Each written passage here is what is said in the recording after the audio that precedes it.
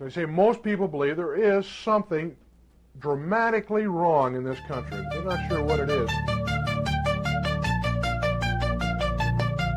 Got your labor next your soul, interest slave in endless hole. It's so deep you'll never leave, a text on key with no reprieve. Interest banking, future sold, paper money, fuck the gold. Print more money, there's no end, new interest rates thanks to the Fed. Inflation's up, we can't afford to import, source an endless hoard. Funding all this endless war, these are whores I must ignore. Feeling good, yeah that's my price. The system lets me have my vice. Bread and circus feels nice, feeling bad, take this advice.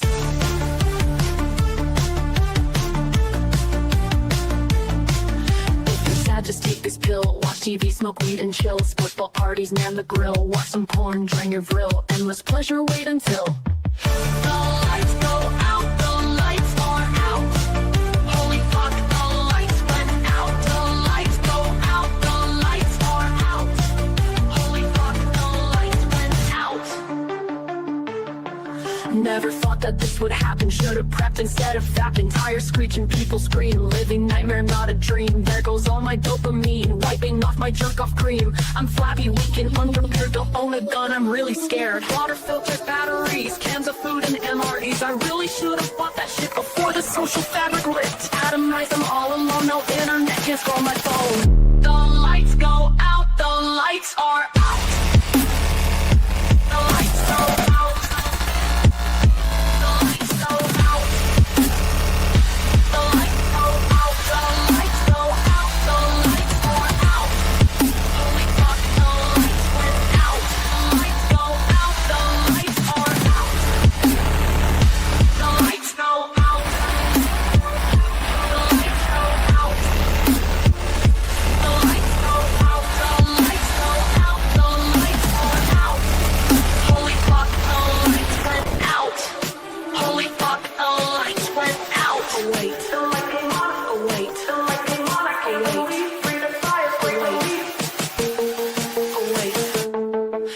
Came on, I can't believe, breathe a sigh of great relief. Boy, I love modernity, endless goon sesh never leave.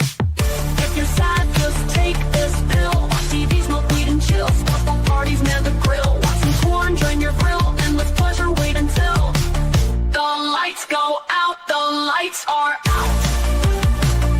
The lights go out. The lights go out. The lights go out. The lights go out. The lights are out. Holy fuck, the lights went out. The lights go out. The lights are out. Holy fuck, the lights went out. The lights go out. And we are live once again on the Library of Mass Destruction. As always, I am one of your hosts, Capitalisimo, and joining me is Christopher Sandbatch after a very eventful hiatus last week. The other one. That's what I would refer to as the other one. You know, the other host. The other host, not the co-host. It's one of my favorite. My vice host. It's one of my favorite Grateful Dead songs. Is That's It for the Other One. And I've never really understood who the other one is or what it means. Actually, I do know it's they didn't have a name for this song. They didn't have a name for this song. They named their song, this song, that song, and the other song. And this is the other one, the other song. I'm the other host. Well, we are. Did you see me share? Did you see? Because I did see it. I always pick a random location, and this time I just had to do it. I had to do it. So I assure our listeners that this was a pre-selected reading that only so happened to via some sort of cruel kismet align with the events of the world. No, but this is what happens when you co-host a podcast with me. I've had a number of people tell me recently that have met me that you produce disastrous synchronicities. Yes, actually, it's more not necessarily disastrous, but like there's something about like my entwinement with the world that produces strange outcomes. So, yes. This week we were talking about the parapolitics of the JFK assassination one. That's right. Well, but again, we are continuing our reading of The Spectacle of the False Flag, which is a parapolitical left-wing reading of some another famous assassination.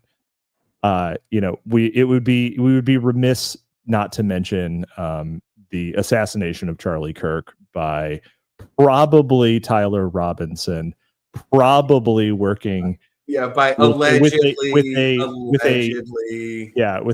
Trantifa cell. With an Some people have noted. An alleged left-wing network of alleged terrorists who may or may not be alleged transgenders. I don't know. And already, the only thing that's not true that we just said is that transgender is the reification of transgenderism. Yeah. Not actually real. Of course, narrative fragmentation is an incredibly rapid thing. And so already other explanations, and I just put forward the official explanation, right? Other explanations have already been put forward. Many people on the left do not want to believe that they are the violent ones because they still think that they are hippies trying to stop the Vietnam War. And so they believe that this was a word that none of them had heard before the last 5 days. Groyper. They are saying that Tyler Robinson, because his parents were Republicans, was undoubtedly a right-winger, someone associated with Nick Fuentes, who killed Charlie Kirk because he wasn't based enough. That's the left-wing conspiratorial explanation. And the more right-wing conspiratorial explanation, if we are to assume that the official narrative being put forward by the Trump administration is in some sense a right-wing explanation, then the more right-wing explanation is that it was Israel. And it would be, I would be remiss not to mention, in addition, that Bibi Netanyahu, moments after the shooting, did go on the air and mention that Israel didn't do it, which is an odd thing to say. What an odd thing to say, like Israel, and we may even get into this a bit today. The Israel,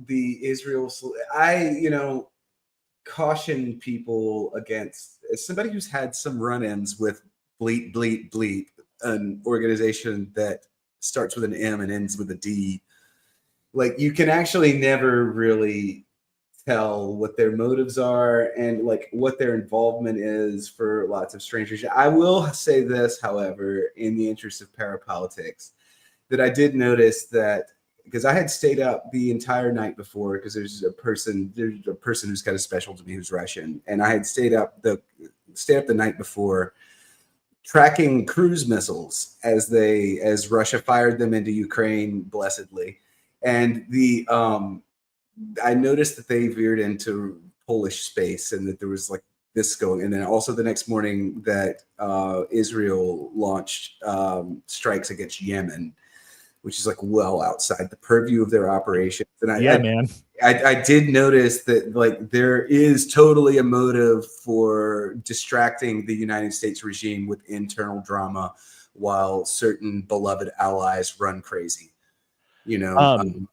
I will also, that is true. I will also say, Ziria points out in chat, also don't forget them trying to blame the Vidya once again.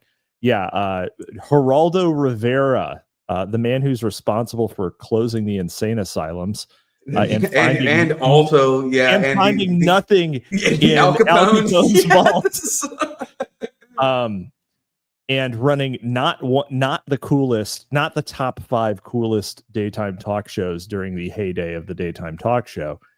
Geraldo Rivera blames Halo, a fantasy role-playing game that hasn't produced a popular edition for about 15 years.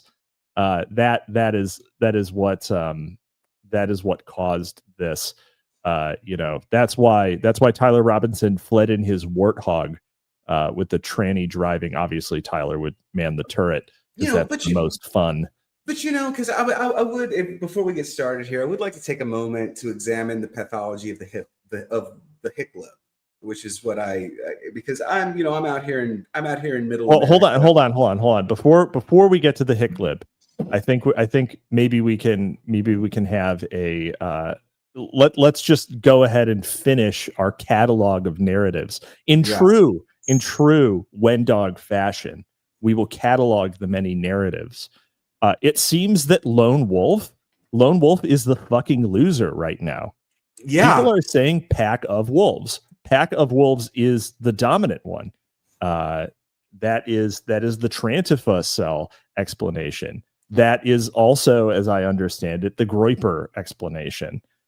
Either way, people do not believe he acted alone, which is a real fucking departure. Real departure from the way that these types of things tend to be talked about in the U.S.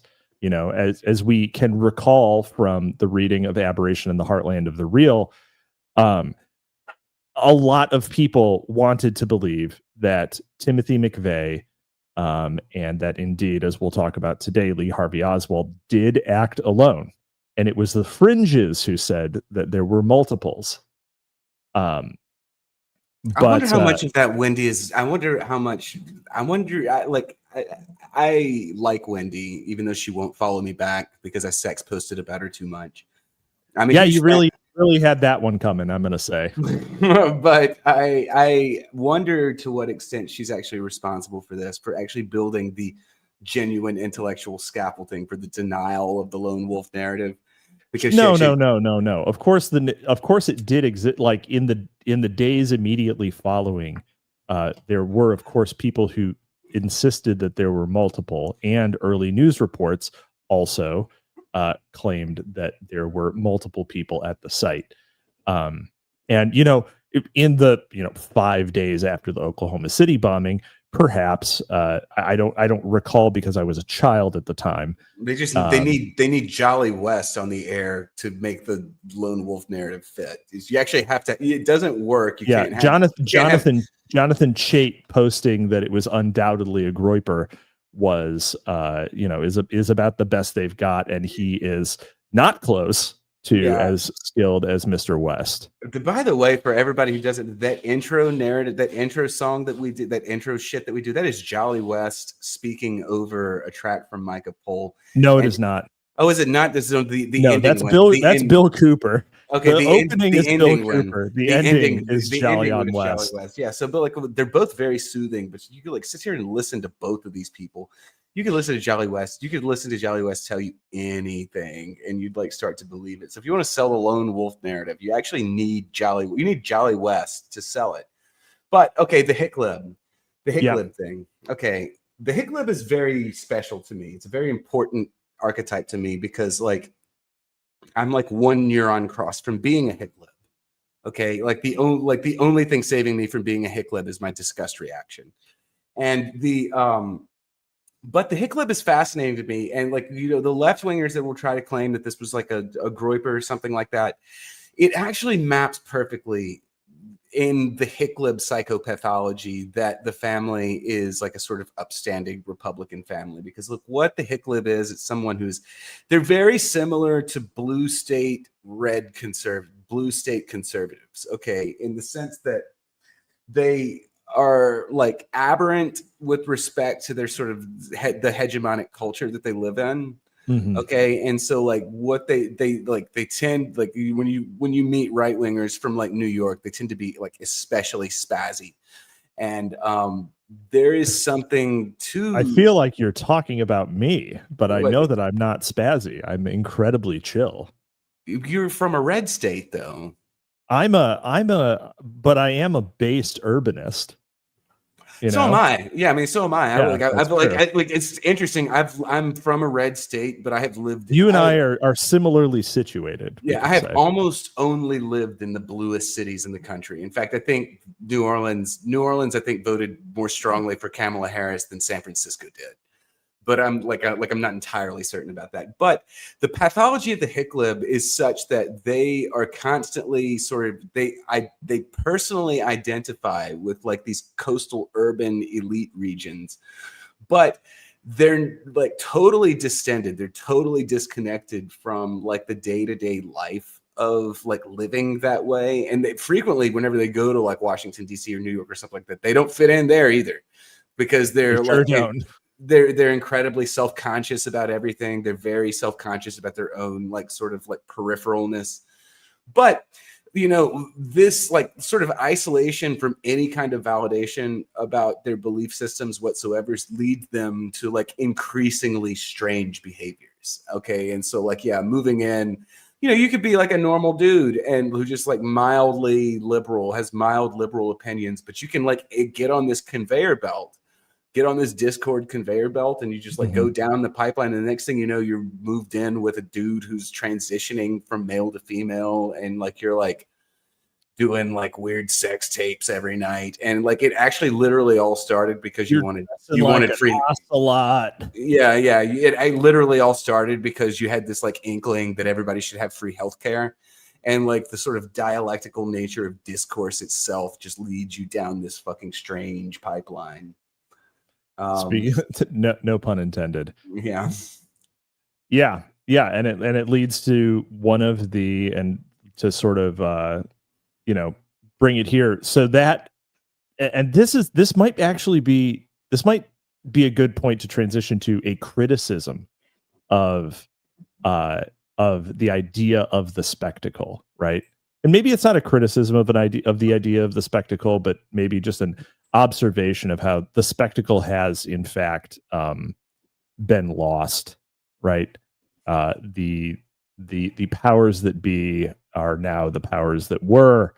There is no longer a centralized media source that can manage the spectacle, and so we are starting to get perhaps we're getting situations. We're actually getting mass situations rather than mass spectacle. And we could say, now that's interesting. Yeah, that's an interesting. Yeah. Okay, and so cool. for people who are coming in on this, Guy Debord had the idea of the society of the spectacle, which is essentially that society is guided by an intermediated dominant narrative. And that intermediation is a combination of technology. So, think, Marshall McLuhan, media is the message. And it's also directly volitionally controlled by powerful actors. The situation is his prescription for having authentic experiences. And his formulation was sort of a Dadaist kind of, put up street art that's his best idea of a situation was like Banksy or flash mobs. Like that's the kind of thing. The left wing heritage of situationism, which is what Guy Debord called it, is really like protest theater, or things like what I mentioned before, like Banksy. Where you are attempting to fight against, he would say, capitalist control of everybody's lived experience and understanding of the world, with authentic experiences that are nonetheless still actually like artifacts, right? They're artificial, but they are authentic experiences because they aren't shared and they aren't mass produced. He was writing in the 70s. And so he did not have social media. And social media, of course, is intermediated. We have black box AI, which has replaced the equally black box of the algorithm to intermediate the experience. But I think it would be hard to say that the the experience of watching Charlie Kirk's life pour out of his neck is not something that anyone listening to this at this, at the time that we're recording, wouldn't be fairly fresh in our memories, right? And that was not really a super intermediated thing. It was a distributed thing, but not intermediated in as much as any large scale thing could be disintermediated, right? We all had an authentic experience there, I would say. Yeah. And so, but this is where I sort of this is where G. Dubois, or however the fuck you say his name, this is where I start to enter like recursive feedback loops, because like I've done this with you before, where I've like any sort of experience is sort of de facto and de jure authentic by itself. And so like you can't actually just sort of like section these off and call them inauthentic or even fabricated, because like they did happen. And there is a certain authenticity to the very actual like notion that such a thing occurred. And I think this is a fault line in this sort of thinking itself, because I think it makes a distinction between authentic and inauthentic that doesn't actually justify itself. But whatever. Well, the thing is that, so I think we can reasonably draw a line between the authentic experience that everyone had watching that Raw and not knowing anything about what had occurred, and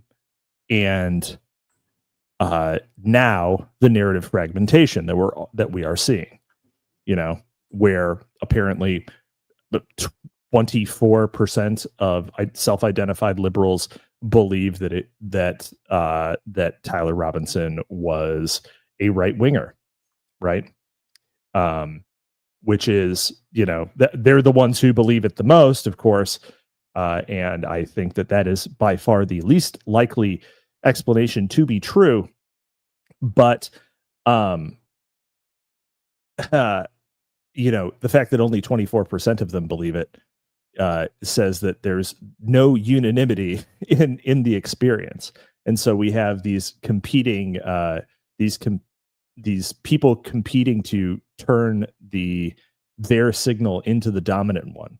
And so the attempt to create the spectacle, one unified thing that is guiding society, is it's still being tried, but it is not being successful, right? At the moment. Oh, and Ziria, a dissimilar event, but similar enough for our purposes. Ziria says, I mean, for fuck's sake, there's still people that think Kyle Rittenhouse killed 3 black people, right? Or that he perpetrated a mass shooting, neither of which is the case. And there is ample video evidence to show that. But if you have a pre-existing spectacle that you're trying to fit something to, well, maybe that's what you read into those videos. It's not what I think, but I also have pre-existing notions, of course. So, yeah. Anyway, let's get into it, and I'm sure that we will find some corollaries here with this first famous American assassination. Not the first assassination caught on video. In 1932, there was a European aristocrat who was assassinated on video, and it just so happened to there just so happened to be a news crew there at the time, or not even a news crew, a film crew who was doing something else that caught it on video. But the Zapruder film was in the 30s. Well, in the 30s was the first assassination caught on video. Interesting. Okay. Yeah. One sec.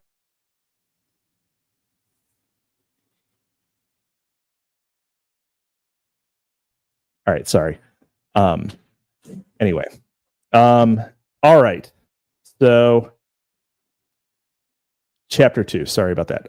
Chapter 2. False Flag 1. JFK and Dallas. What cost Kennedy his life was his attempt to impose the limits of Camelot Atlanticism on a frontier-minded defense and security elite. Carl Oglesby. Oh, Oglesby again. I'm so actually glad because, again, I just would point out I could not convince Capitalisimo to read the Yankee Cowboy War as one of our texts. I know. And then I get it as like this GPT wrapper with all of the choice bits picked for me. That's right. That's right. Well, I mean, and the thing is, I think that we're kind of, you know, we're falling into a vein here in terms of in terms of narrative manipulation. That's really kind of becoming the theme of the show, right? As we're sort of tracing this thread as we go.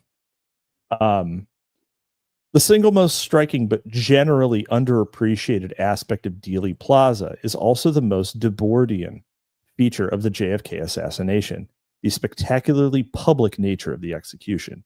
In both the endlessly recycled, iconic Zapruder film, as well as in Oliver Stone's monumental film JFK, a spectacular cinematic appropriation of a spectacle, the collective impressions mediated through the imagery are those of the clandestine false flag event. Shock, trauma, disorientation, cognitive dissonance.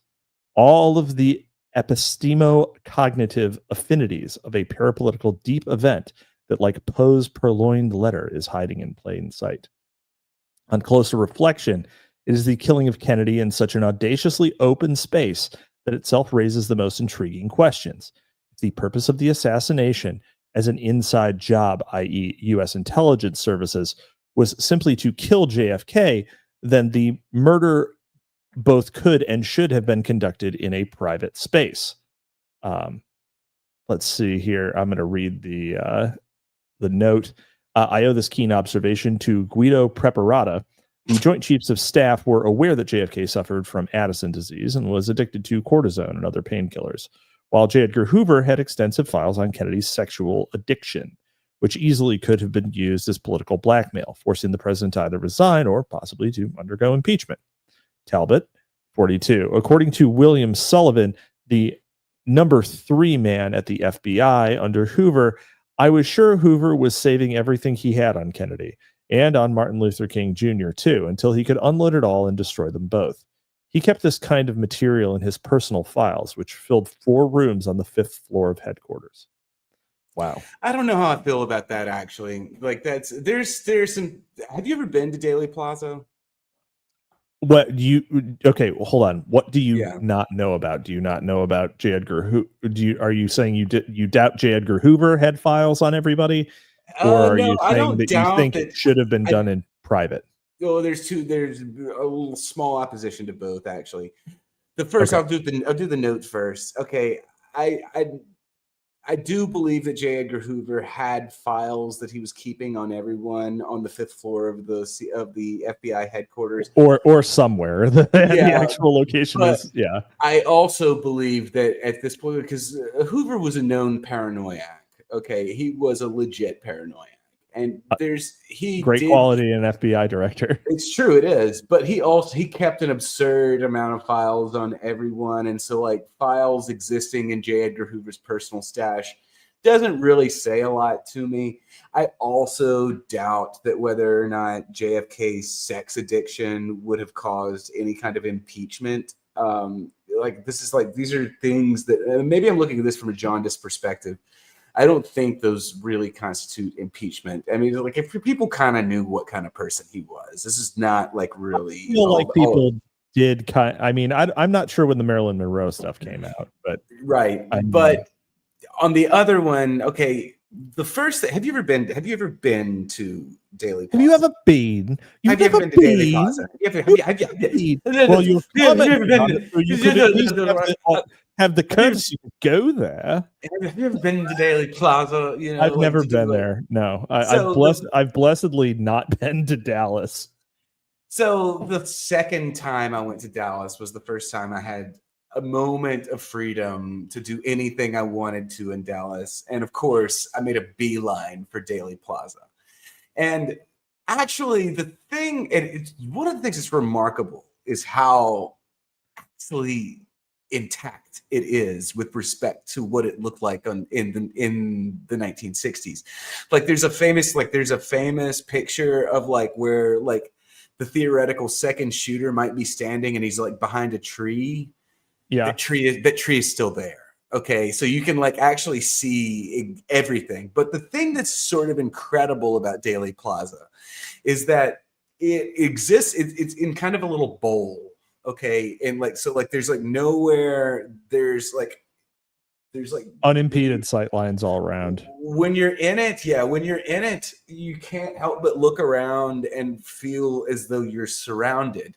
And my immediate thought was, this is actually one of the most perfect places to do an assassination I could ever imagine. Okay, so like it's just like, yeah, okay, maybe what are you gonna do? You're gonna poison a cigar or something like that. They didn't even work on Castro.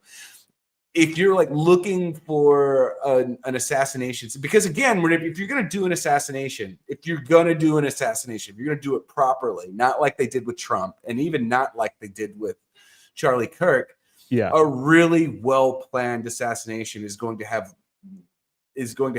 backup layers. It's going to have fallback plans. Okay, so shooter 1 doesn't get the kill shot, shooter 2 gets the kill shot. If shooter 2 doesn't get the kill shot, shooter 3 gets the kill shot. A really well-planned assassination leaves zero opportunity for this not to work. Okay, right. And Dealey Plaza immediately, if you're the kind of person who's looking for this sort of thing, Dealey Plaza immediately presents itself as almost the ideal place to do an assassination. Okay, all right. So it's a boss arena is what you're saying. For all the gamers in the audience, what you're saying is it's a boss arena. Okay. All right. I get it. It's facing worlds from Unreal Tournament. So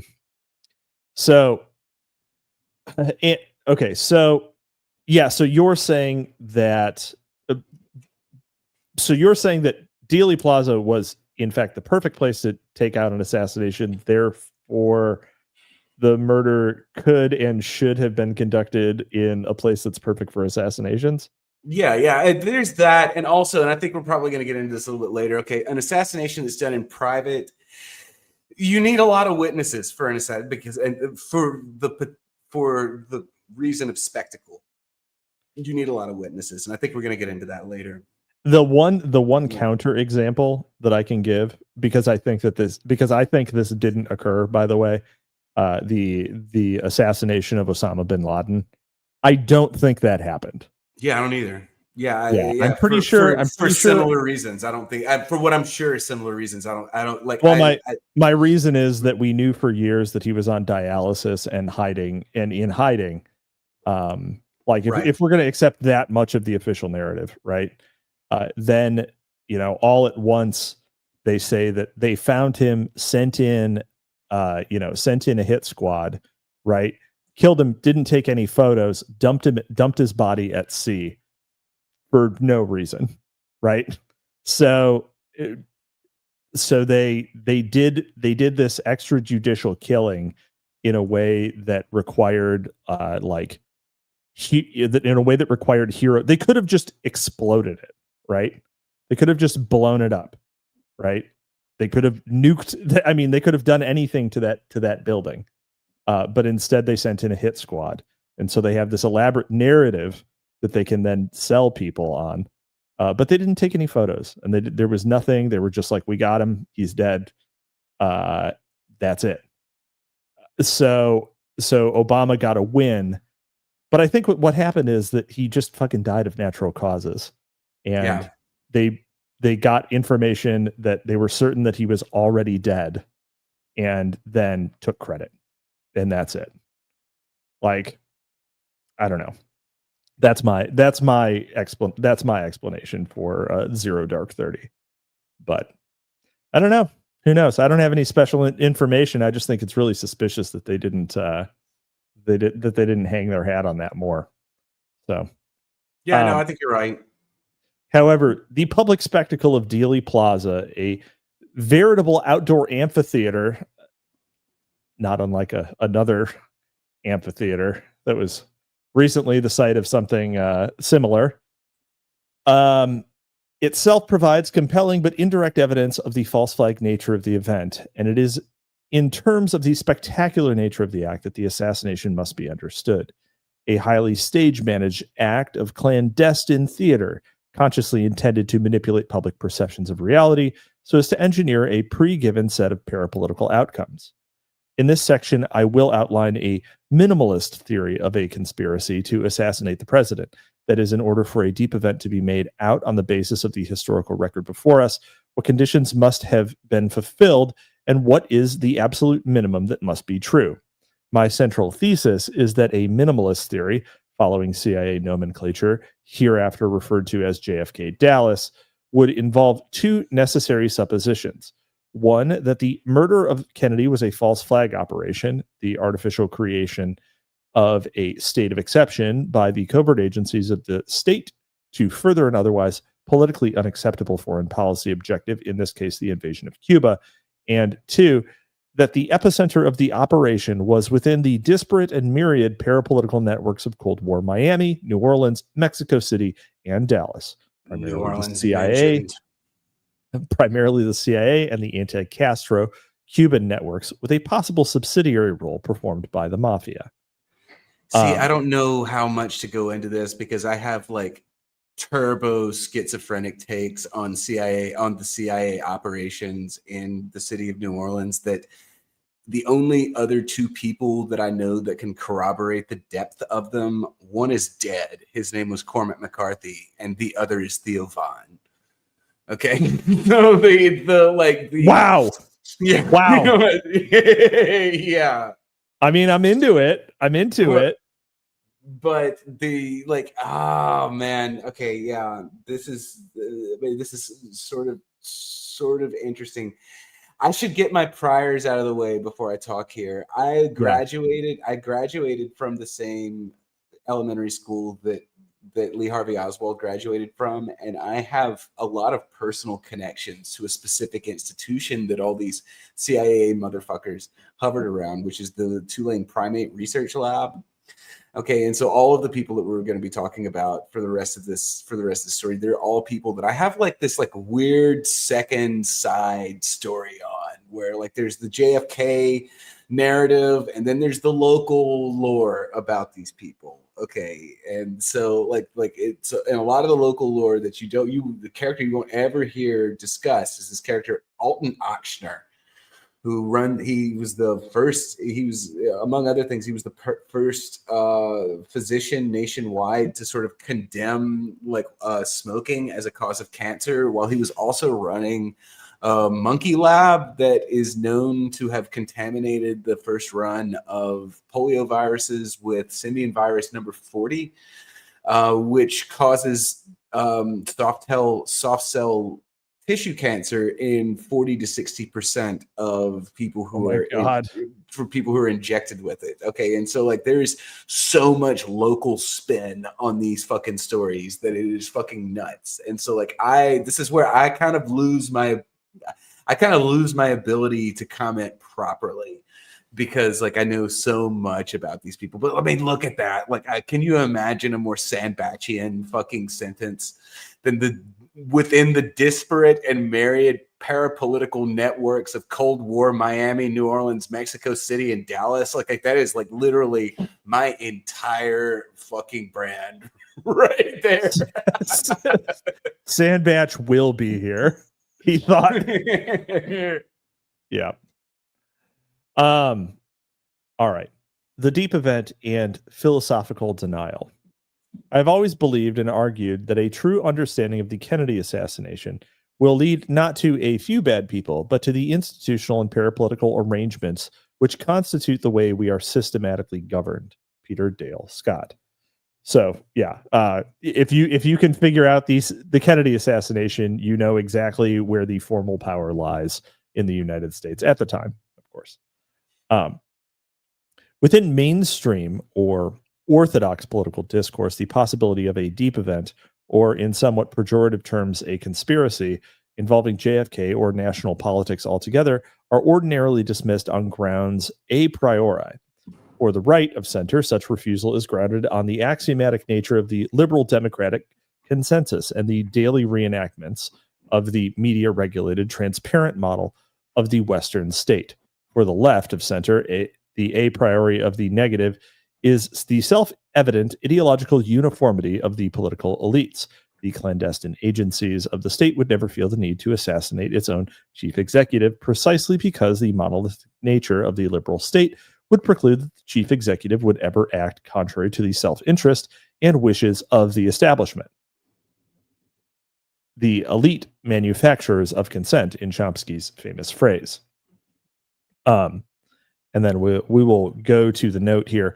Chomsky's attitude towards Dealey Plaza is exemplary. The assassination is of historical importance only if it provides proof of a high-level conspiracy, followed by a cover-up of remarkable dimensions. As there is, in fact, no evidence, then conspiracy theories must engage in empirically unverifiable counterfactuals to construct an a priori argument, such as an early U.S. withdrawal from Vietnam if JFK had not been murdered, all of which betrays a fundamental incomprehension of the nature of American political power and foreign policy. For Chomsky, all such hypothetical counterfactuals are baseless and hold little interest. In the present case, Kennedy's approach towards Vietnam, there is a rich record to assist us in understanding the roots of policy and its implementation. People who want to understand and change the world will do well, in my opinion, to pay attention to it and not engage in groundless speculation as to what one or another leader might have done. All of the institutions of the new mandarins are both total and totalizing. Ooh. That's a good line. That's a good line. That's a good line. It's almost a Wendy line. It is almost a Wendy line. You can see why she liked this book. Comic Sex Freakman says, however, Chomsky is also gay. However, he's also gay. Remember, I have never read a word of Noam Chomsky. I've never listened to an interview with Noam Chomsky. I don't know anything about him. Look, if you read Manufacturing Consent, that's the last thing you need to know about Chomsky, because he turned into a turbo fucking normie as he aged. He got lame as fuck. Right. I would point out also that on the last page, the phrase "state of exception" was used. It was permanent state of exception. In case people are not familiar with the concept of the state of exception, because I've used that phrase multiple times in the last week. The state of exception is derived from Carl Schmitt's incredibly famous pronouncement, "The sovereign is he who decides the exception." And it refers to the hegemonic powers, the hegemon's ability to, whoever's in control gets to decide when the rules are suspended. Right. It gets to contravene rationality is ultimately what it means. And in fact, that power is the defining characteristic of being in power. That is the sole power that matters, right? So other things. With respect to what we're talking about here now, the idea that JFK was killed by a lone wolf, this is the state of exception, where all rational behavior, all rational thought. You're thinking of the movie JFK when Donald Sutherland is talking about all of the strange consequences, all the strange coincidences had to line up for the JFK assassination to happen. To look at all of this and then determine on the basis of having no evidence, by the way, again, like our note points out, the state of exception is to look at all of this circumstantial evidence, and in the face of any lack of real evidence, to determine, okay, despite what every rational thought would lead us to believe, that there was a conspiracy here, that there was actually just this one guy. Yeah, that is the state of exception. This one guy with a physics defying bullet, right? Yeah. Who then also was killed before he could give any testimony, and then also that guy died of super cancer somehow. I optioned a screenplay last year. I optioned a screenplay about the last 24 hours of Jack Ruby's life. Oh my God, sick. Really, I shouldn't have waited this long to disclose that fact, but I did. I mean, honestly, so there is another thing here, and that we could say that just heuristically, Jolyon West was involved, and ergo, there was some spook shit happening. You should control F Like- and see if Jolyon West is involved. I am not doing that because I do not want to lose my place. Yeah. But I'm excited to find out. If Jolyon West comes up in this text, I don't know what I'll do. I'll decide what I'm going to do at that exact moment. You know, no one's noticed yet, but I've been hiding people in the thumbnails. Oh, really? Yeah. I've been hiding people in the crowd in the thumbnails. In the crowd. Yeah. But he was in the first episode. He was one of the audience members. All right. What unites both positions, apart from their mutual rhetorical posturing through the media, is that both reject the pluralistic model of the dual state, relying instead upon the orthodoxy of political monism. Not just in monism, political monism. The preferred paradigm of the Western intelligentsia since Plato and in the 20th century, reaffirmed most emphatically by Martin Heidegger. For Heidegger, and then on 5 on Heidegger, he cites himself, C. Wilson, the concept of the parapolitical. So for Heidegger, the inherently political nature of the relationship between the political being of the state and the political reason, the ratio, wrong plus ratio, springs from the essence of truth as correctness and the sense of the self-adjusting guarantee of the security of dominion. The taking as true of ratio, of reor, becomes a far-reaching and anticipatory security. Ratio becomes counting, calculating, calculus. Ratio is self-adjustment to what is correct. In Heidegger's view, the political truth that equates with correctness is both delineated by a homologous discursive space and subjugated to the political will to domination. The essence of truth is veritas, i.e., correctness is without space and without ground. A Platonist in the end, signifying the unreality of the heterogeneous or the different.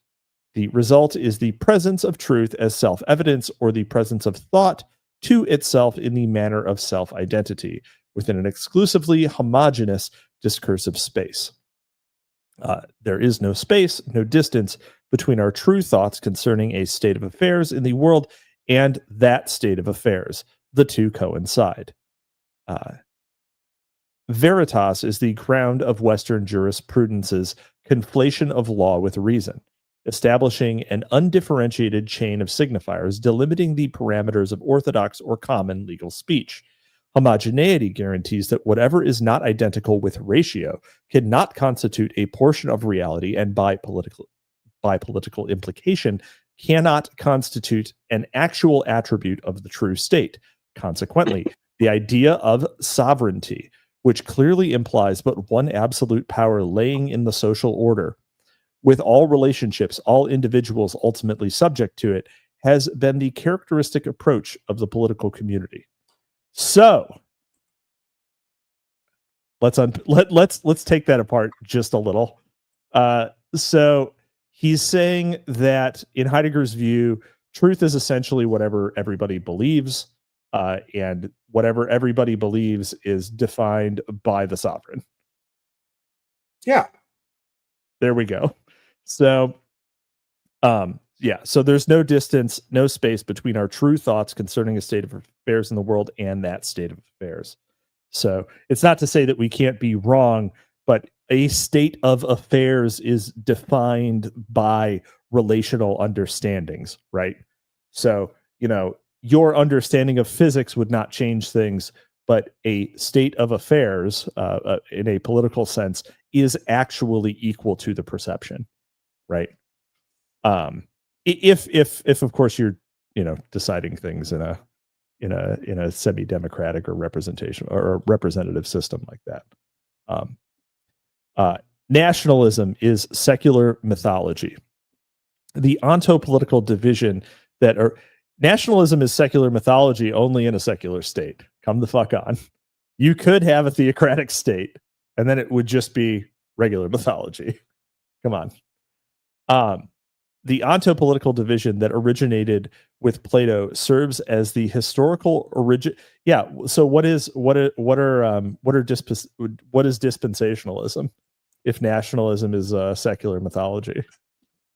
Right. That's my graduate thesis is based on the idea that nationalism is a secular mythology, and the way I handled the concept of British Israelism is probably too complex to get into here.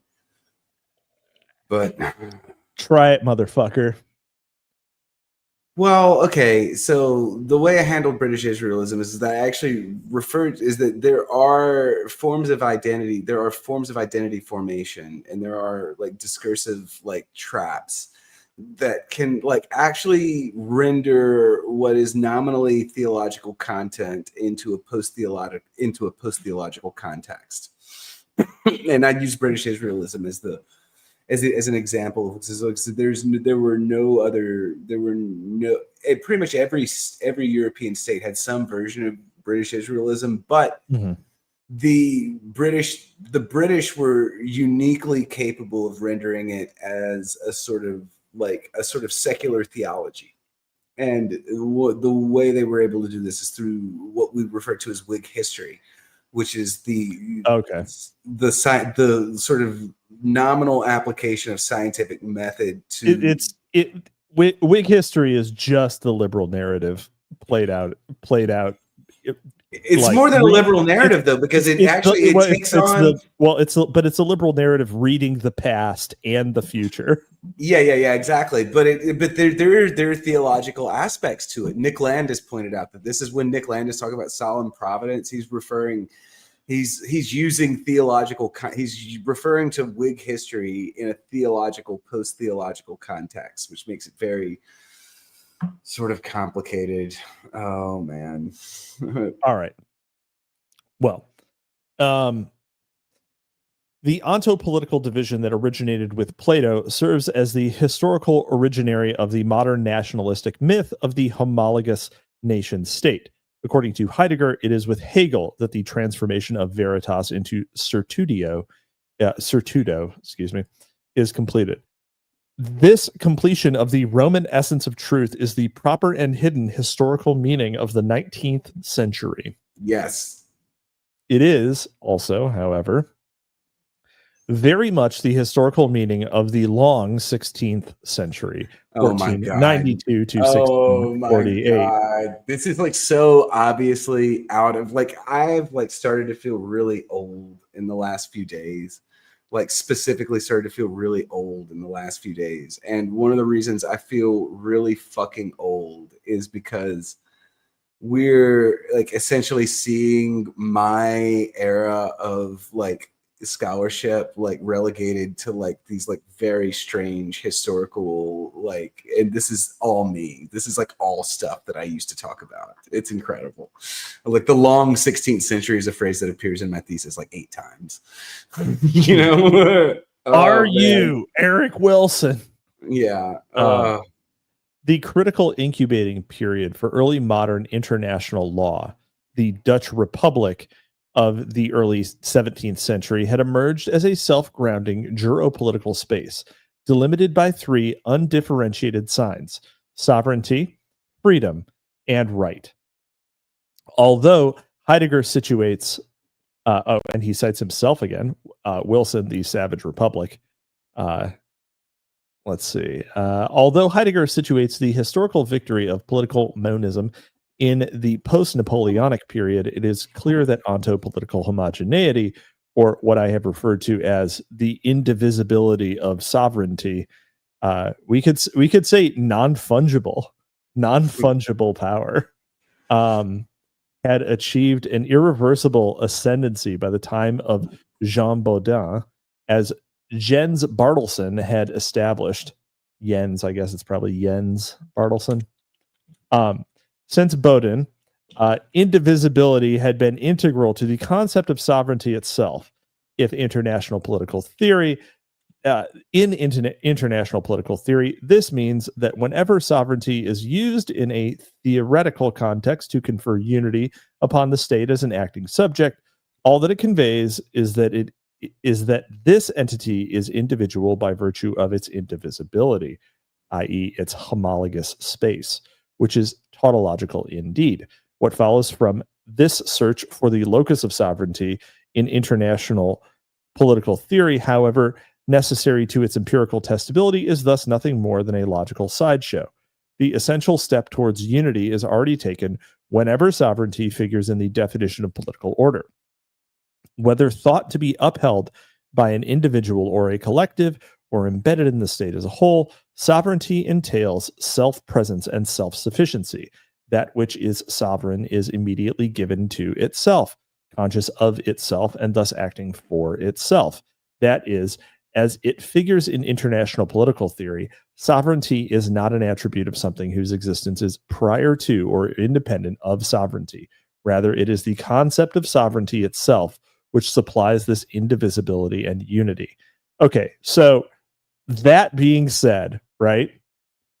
So that being said, if we were to take, say, the United States in our let's say let's charitably say the twilight of our monopolar moment, right?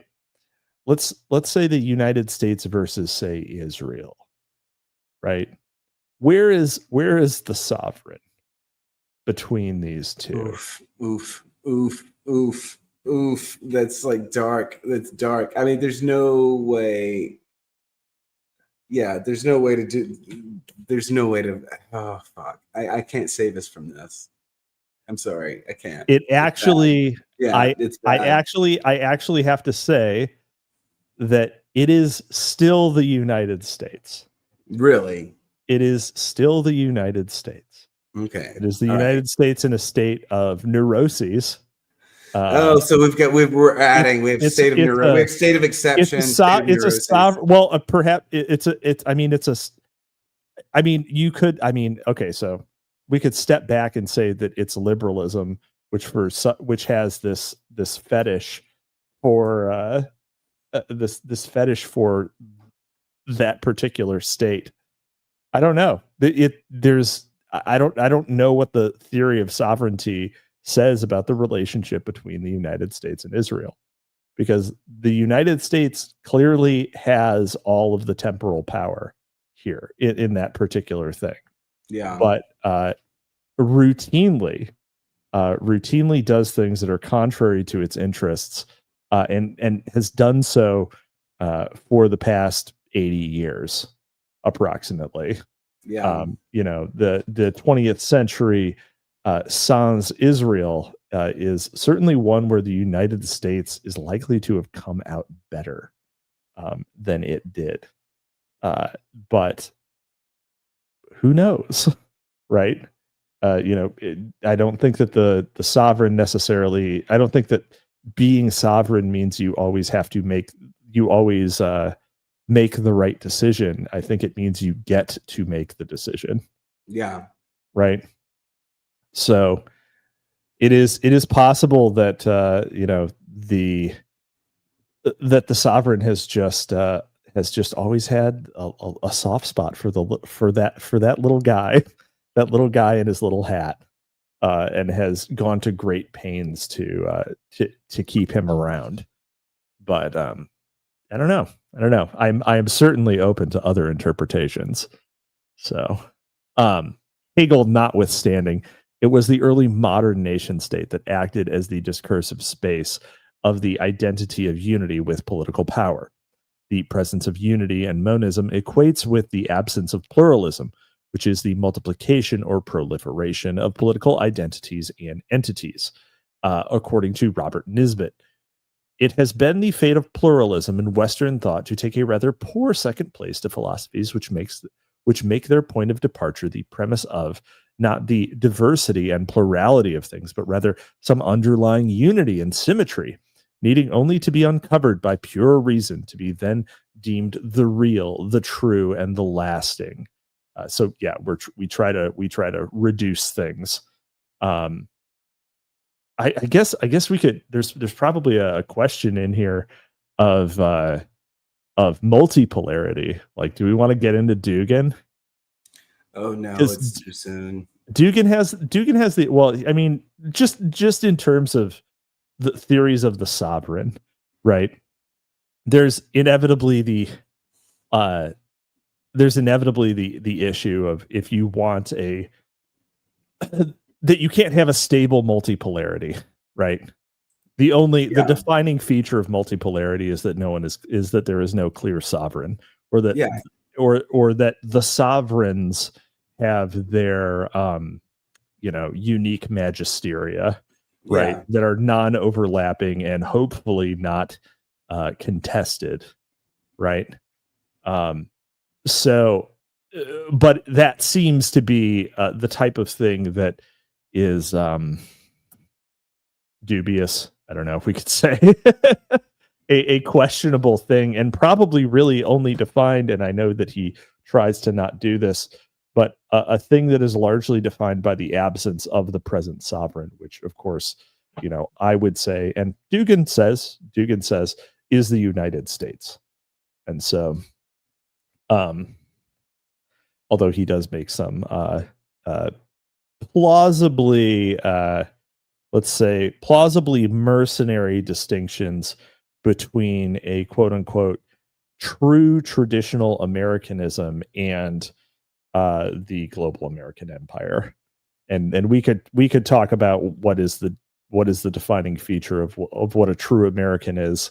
I know that some of our friends, like Ryan Turnipseed, would have a very exclusivist definition of that, and some might be a little more broad-minded, and some might be so broad-minded that their brain has completely gone transparent and dissolved into the ether, because an American is anyone who touches the magic soil.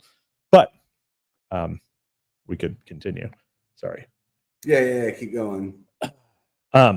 Yet the Platonic denial of difference contains within itself the very grounds of its actual reversal. The apparent falsity of the ordinary myth, the inversion of Bartleson's empirical testability, is affirmed by the historical continuation of differences. As contemporary anti-Hegelian thought insists, the nation-state is not best and fully understood as a teleological unity directed exclusively at attending some single end or having a single function. A profoundly parapolitical insight. Is that a contemporary anti-Hegelian thought insists the nation-state is not best and fully understood as a teleological unity directed exclusively at attending some single end or having a single function. That seems obvious. Does that not seem obvious? Yeah, The nation state, what is, so the nation state. So any conventional government in the world right now effectively is a nation state. So what is the sole single end and single function of Belgium? Well, it operates as the nerve center for the EU.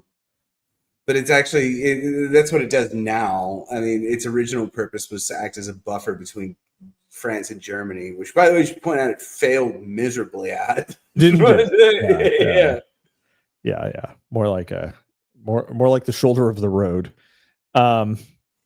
So it does seem obvious that is not presently what the nation state does. In other words, the persistence of difference is itself the space of contestation of the Platonic myth. This is the central assumption of Heidegger's anti-Hegelian project. For Heidegger, serious, that is metaphysical, thought within the post-Hegelian state demands a return to the early Hellenic concept of aletheia, the unconcealed. That is non-correspondence notion of truth. Okay. That predated veritas. Bell's commentary on this is excellent. Truth as aletheia, as the unstable being and clearing, which allows for the presencing of thinking and being, is stabilized and replaced by the Roman view of truth as veritas, as correctness. Okay, so it is. So aletheia is is being instead of becoming. Okay, all right. And whereas veritas is some sort of other measurement,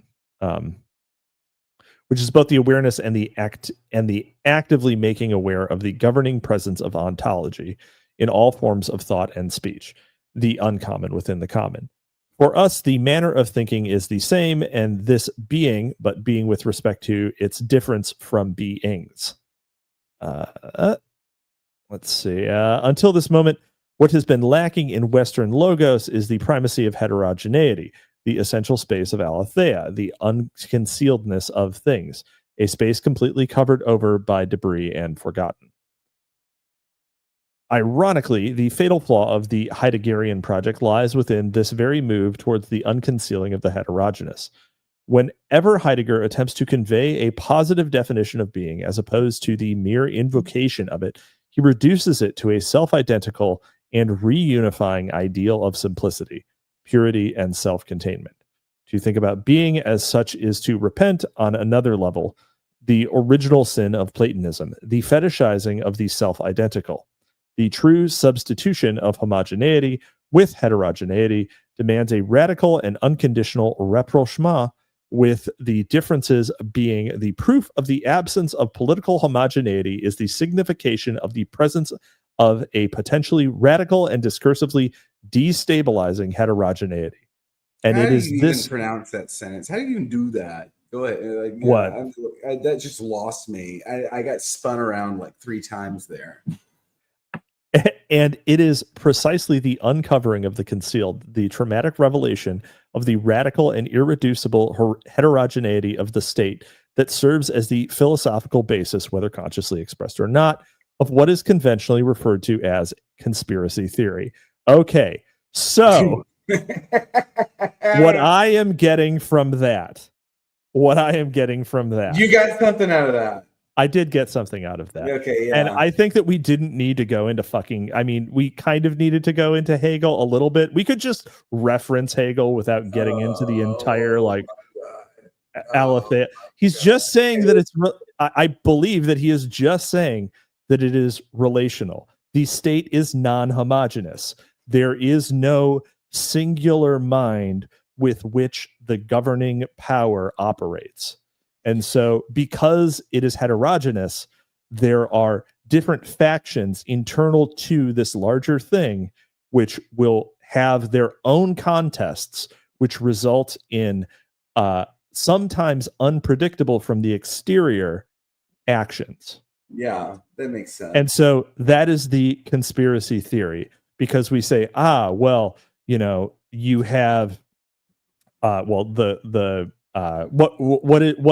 was Oglesby's explanation? Carl Oglesby, the cowboy in what war? The Cowboy Yankee War. The Cowboy Yankee War. Okay. So what Oglesby was doing when he did that was was basically describing the sort of structure of a conflict, right, in a way that was not immediately obvious based on the traditional naming of the belligerents. Right. Yeah. You know, you see, you have to do this thing. This is what I call, and Prude, to his credit, has finally started citing me whenever he uses stuff that we talk about. But this is when he referred to my concept of de-dimensionalization, which I think I've used here a bunch of times as well. You have. And like whenever I talk about de-dimensionalization, what I talk about is that what I'm really referring to, and actually I noticed that Chomsky used dimensions in his explanation of something earlier, is that whenever you're presented with I was going to put that, this nigga read Nietzsche and figured you could just write things. Yeah, you could totally just Gold write sex things. Freakman. Who's Nietzsche, telling you that Nietzsche you can't just write things? You know? Yeah.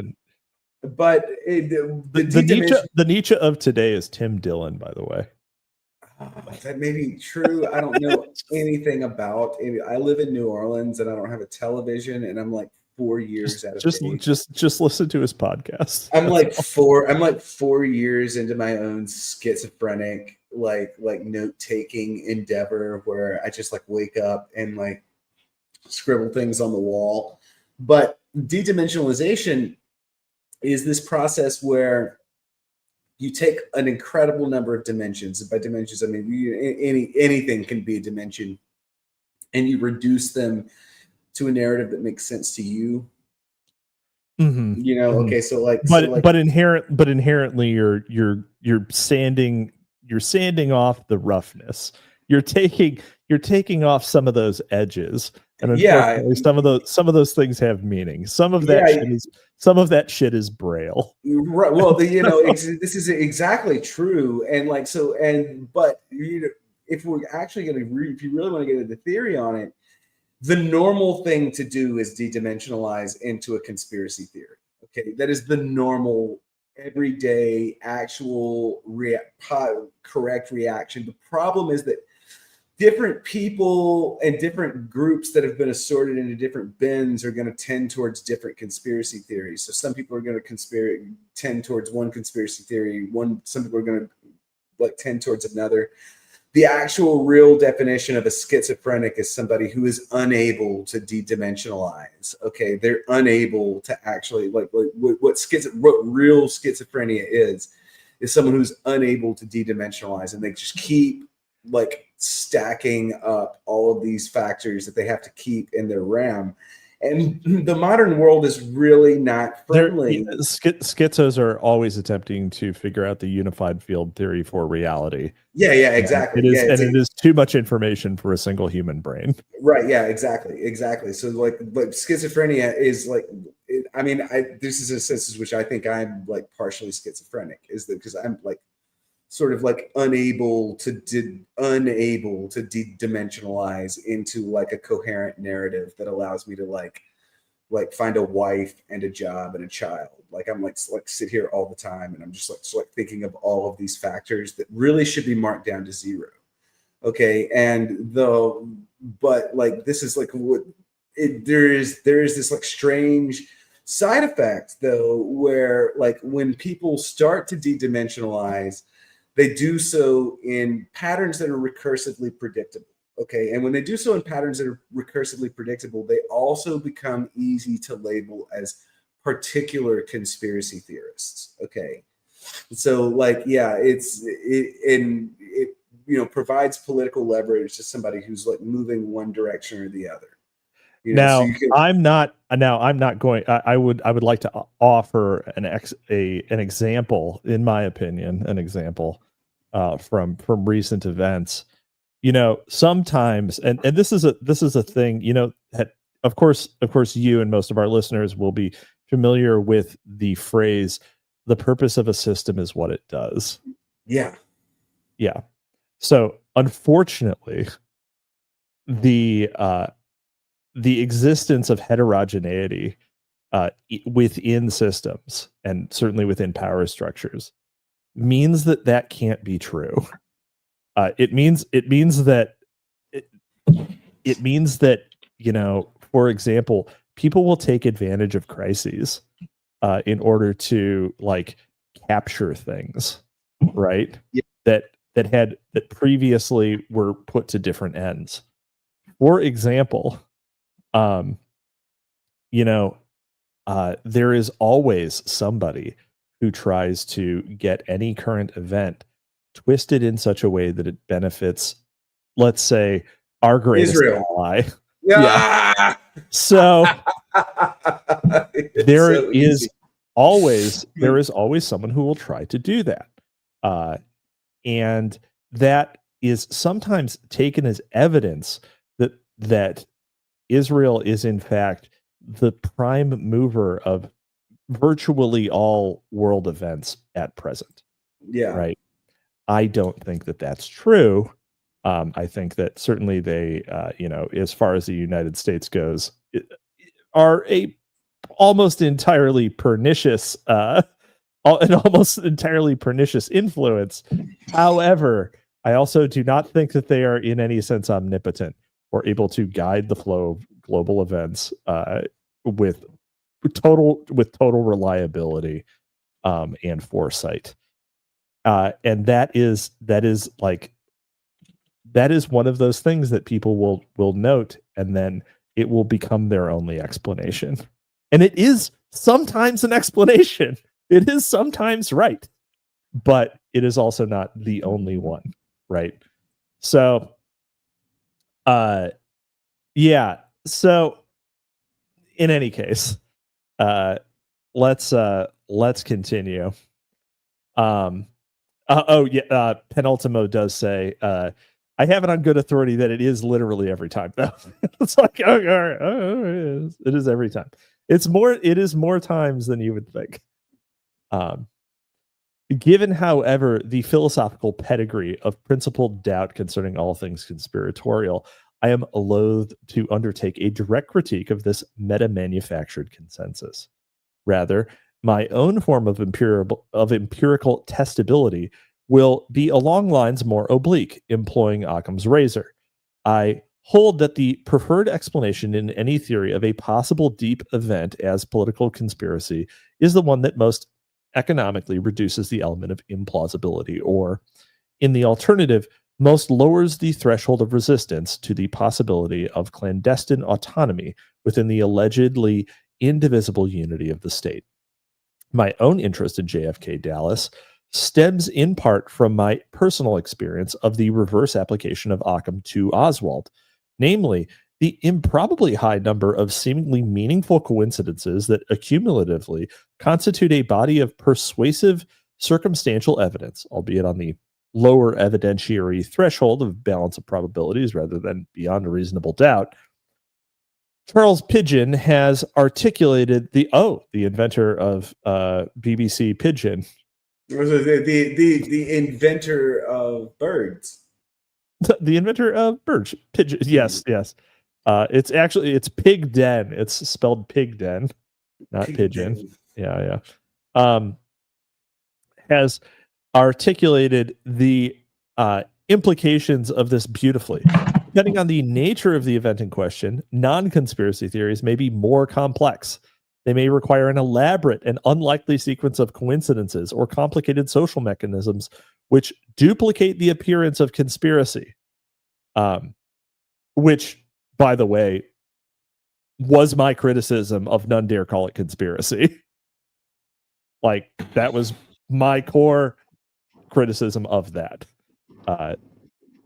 The notion of JFK Dallas as a false flag spectacle provides the least implausible of the JFK conspiracy theories, not only because of its innate simplicity, but precisely because the strategy of tension that signifies constitutes empirical verification of the parapolitical governance within the dual state. JFK Dallas can be intelligibly read as a singular event within a broader pattern of strategy of tension enactments as an instrument of spectacular power. Then not only can the requisite elements of the conspiracy be made out, but the assassination would be automatically invested with deep political significance. Oglesby situates the crux of the parapolitical dilemma of the Kennedy administration within the catastrophic implementation of the spectacular Zapata Plan, better known as the invasion of the Bay of Pigs, April 15th through the 19th, 1961. Which serves as the fulcrum of a dangerously precarious Northeast-Southwest divide within the elite coalition of the Kennedy administration. Massachusetts. Okay. Now this is interesting. Let's see where he goes. The Kennedy administration was in sharp internal conflict over what to do about Cuba, and the formulation and implementation of frontier Camelot Cuban policy were affected by this conflict, or as might be said, disfigured by it. That is the key point, which the Cold War conception of the Bay of Pigs fiasco cannot bring into focus. That the Cuban question and the question of hemispheric revolution so divided the Kennedy administration that the United States could neither accept Castro nor act with a will to destroy what Castro stood for. So, yes, obviously heterogeneous power in that particular instance.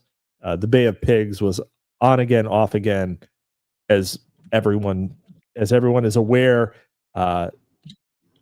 Kennedy promised air support and sent none, and so the invaders landed and were immediately routed because they were basically sent out to get shot. So, strikingly, the deep politics, both within the Kennedy administration itself as well as among diverse anti-Castro groups, mirrors the contending paradigms of Cold War neo-colonialist warfare. Between that of covert forms of paramilitary warfare favored by the Yankee CIA and more conventional but exceptionally large-scale exercises of direct military intervention endorsed by the more cowboy Joint Chiefs of Staff and the Pentagon. Even more unnerving, this debate over the correct strategy towards Cuba prefigured almost exactly the equally unresolvable debate over the nature, aims, and scope of military intervention in Vietnam during the Kennedy phase of the war. Enamored as the president was by the entire notion of clandestine power, General Maxwell Taylor's very covert, friendly doctrines of the flexible response proved to be the cornerstone of the strategic thought of the Kennedy administration. So, yeah, Kennedy liked the idea of not having broad-scale conflict and just handling stuff behind closed doors. Or not necessarily, maybe not behind closed doors, but in a way that was not immediately able to be tied to able to be tied to the United States, which of course became doctrine.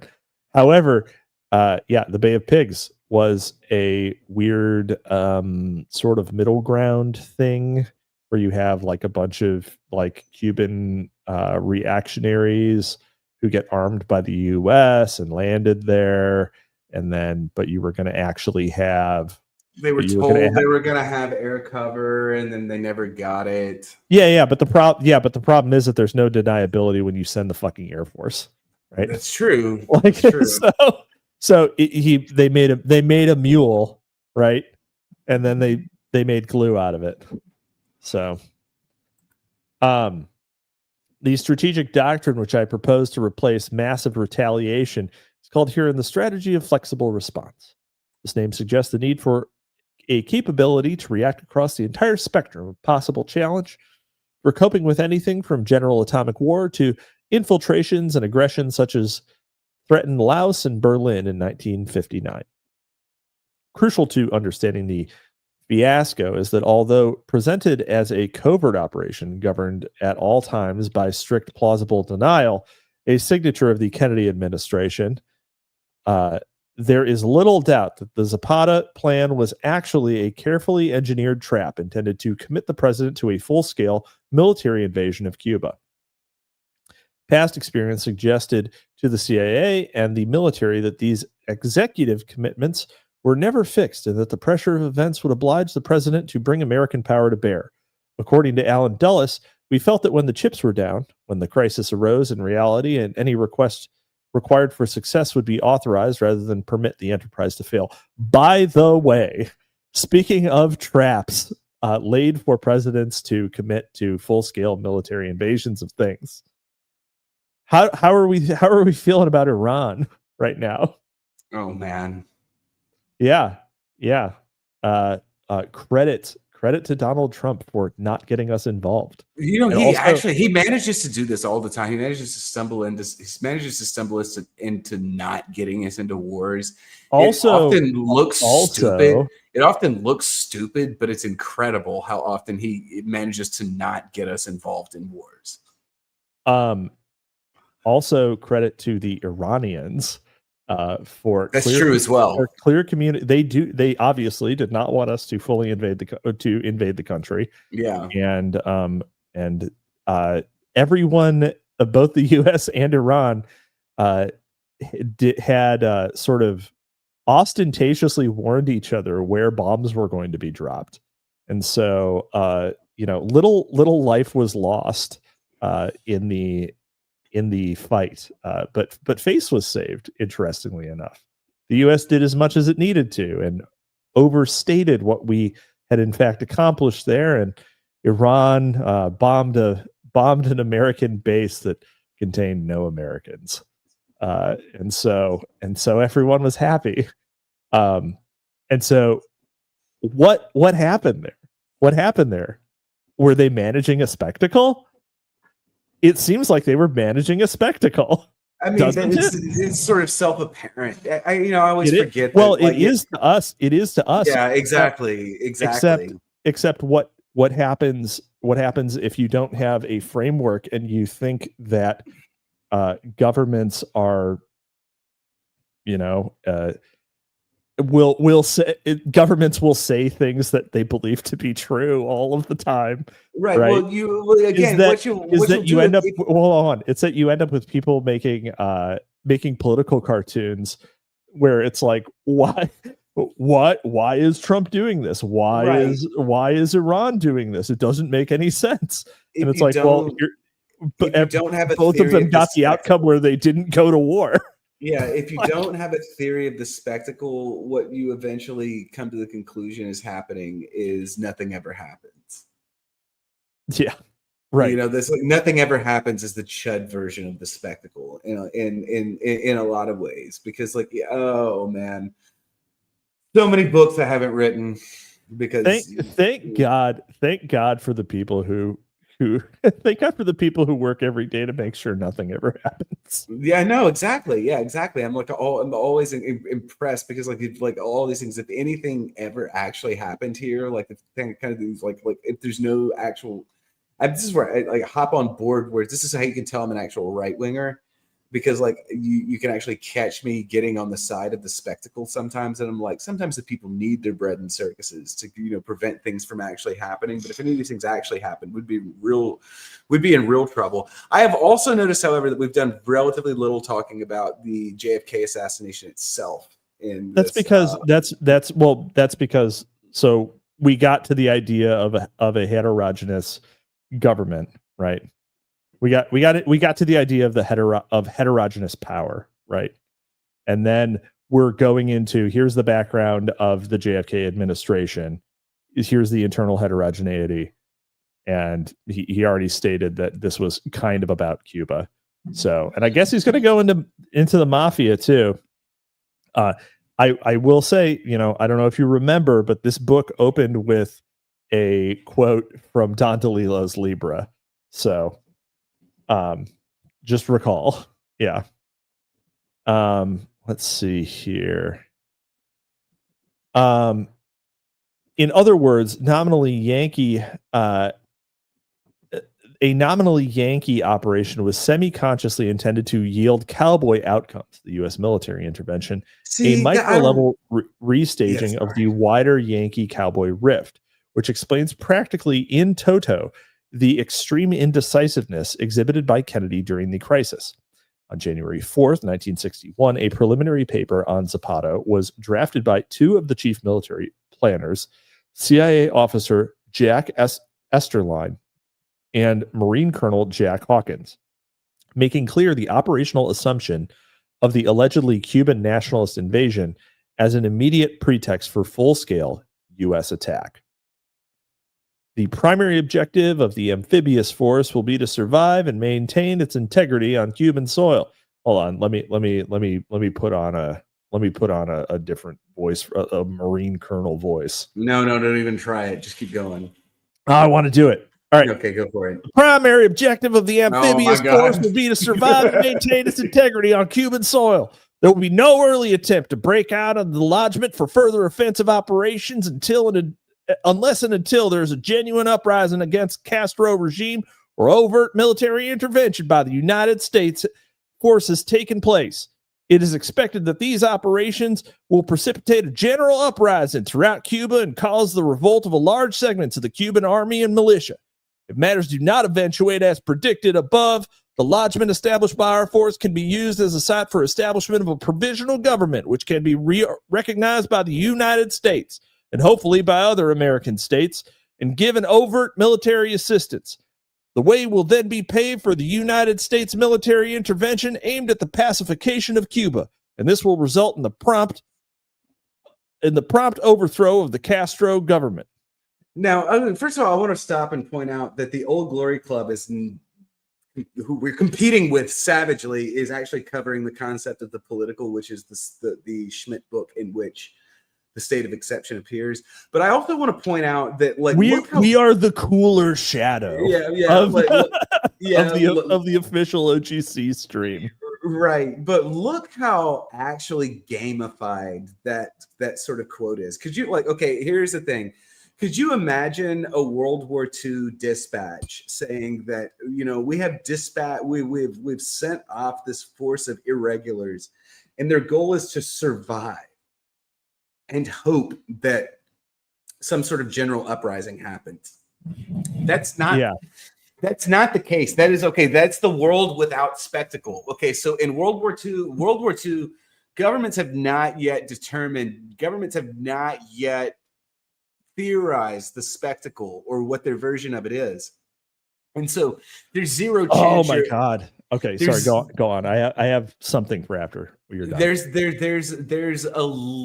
There's no chance in which a dispatch or even like a mission report like that is ever going to work. We're going to send them out there. We're going to hope something happens. So there's going to be very clear material objectives. Even if they don't have clear material objectives, the dispatches or the actual paperwork is going to indicate like serious political objectives. We're in a very strange gamified world. Whenever we're actually our calculations that the possibility of a general uprising in Cuba are good enough that we're just going to send these people in and hope it works. You will never hear that. You'll never hear that in Korea. You'll never hear that in World War II. You never hear that in World War I. That is a very special deviation from the world historical norm that emerges in the 1960s as a result of But in World War II, there were partisans in every country. Right. But the fact that they're franc-tireurs or they're partisans, they don't appear in dispatches very often. Okay, and this is because this is because people are aware of how threadbare this actually seems. So this is what the partisan actually is. It's someone who operates underneath the level of official government recognition. Okay, so the fact that these activities that would have been termed partisan before, they've been rendered legible. They've been given game space. Okay. That's a portion of the spectacle. Got it. So on the point of the popular uprising and recent examples of the spectacle right now. So one of the Tyler Robinson, the most probable assassin of Charlie Kirk, wrote on one of his shell casings, Bella Ciao. All right. Bella Ciao is the story that is being put out is that it is part of an Irish partisan song sung by people fighting by Italian resistance fighting against the fascist. I thought it was from the years of lead. Well, hold on. Yeah. No, what you just said is more correct than the idea that it is an anti-fascist song, because what Bella Ciao actually is a CIA op. Yeah. Almost all of the Italian partisans, some of the Italian partisans were monarchists, but most of them were communists, actual communists. And all of their partisan songs had references to red flags and revolution and the proletariat and shit like that, right? So, and most of those folk songs were actually reworkings of real folk songs with communist lyrics, right?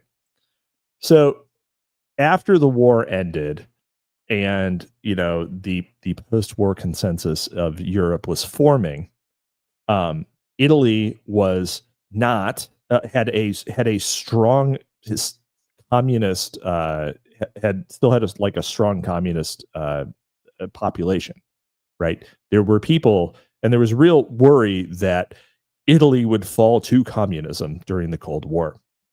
And so Yeah, people Intelligence actually services. people forget this all the time that Italy actually Yeah. had a very strong communist party throughout the Cold War, really And until the so- 1980s. Well, until the years of lead. So, which ended in the 80s. Yeah.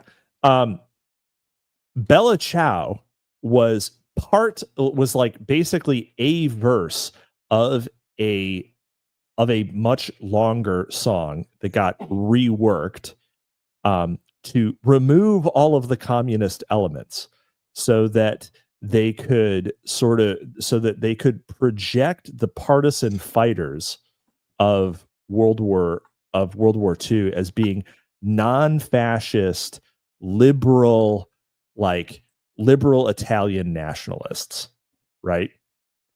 Not anti-fascist, just not. So it was really a song for, it's like, I don't know, it's think of some like very, very basic 1945 song, right, from the United States. And so Bella Ciao is just very basic. Do the hoochie coochie all over me is like, yeah, it's just an American song. yeah. It's just like a song that is very American, but isn't like belligerent in any particular way. That was Bella Ciao. And in the years of lead, it became roughly associated with the left, but, not the far left. And somehow this op to sanitize the partisans during the 1950s has now become something that is read as militantly anti-fascist in America, in Utah, a place with plausibly zero Italians. So yeah, Plausibly zero, actually zero. Actual level of Italian is 2. right. Yeah, 2 Italians in all of Utah. And so yeah, it was not a it is not what they think. And now it's getting sung, and now that song is getting sung to taunt people at Charlie Kirk vigils, right? This is like a narrative that has spiraled out of control. But anyway, so Hazael in the chat is saying, I'm pretty sure it was dressed by Hearts of Iron 4 military music YouTube as an anti-fascist song, and that's why he's using it. Once again, gamers, the most minority. You all say that, but I actually, like, given the effect that gamers have had on the world in the last 10 years, I'm kind of in the camp where gamers need to be suppressed at all costs. So many. You say that to me where there are actually like 20 hours of me playing Helldivers with Prude. Recorded. Let me look, Ellen. Let me see how many hours there are of me on Hearts of Iron 4 right now. Actually, it's going to be something obscene. I've literally never played Hearts of Iron 4. Hearts of Iron 4. I am at 1,775.6 hours.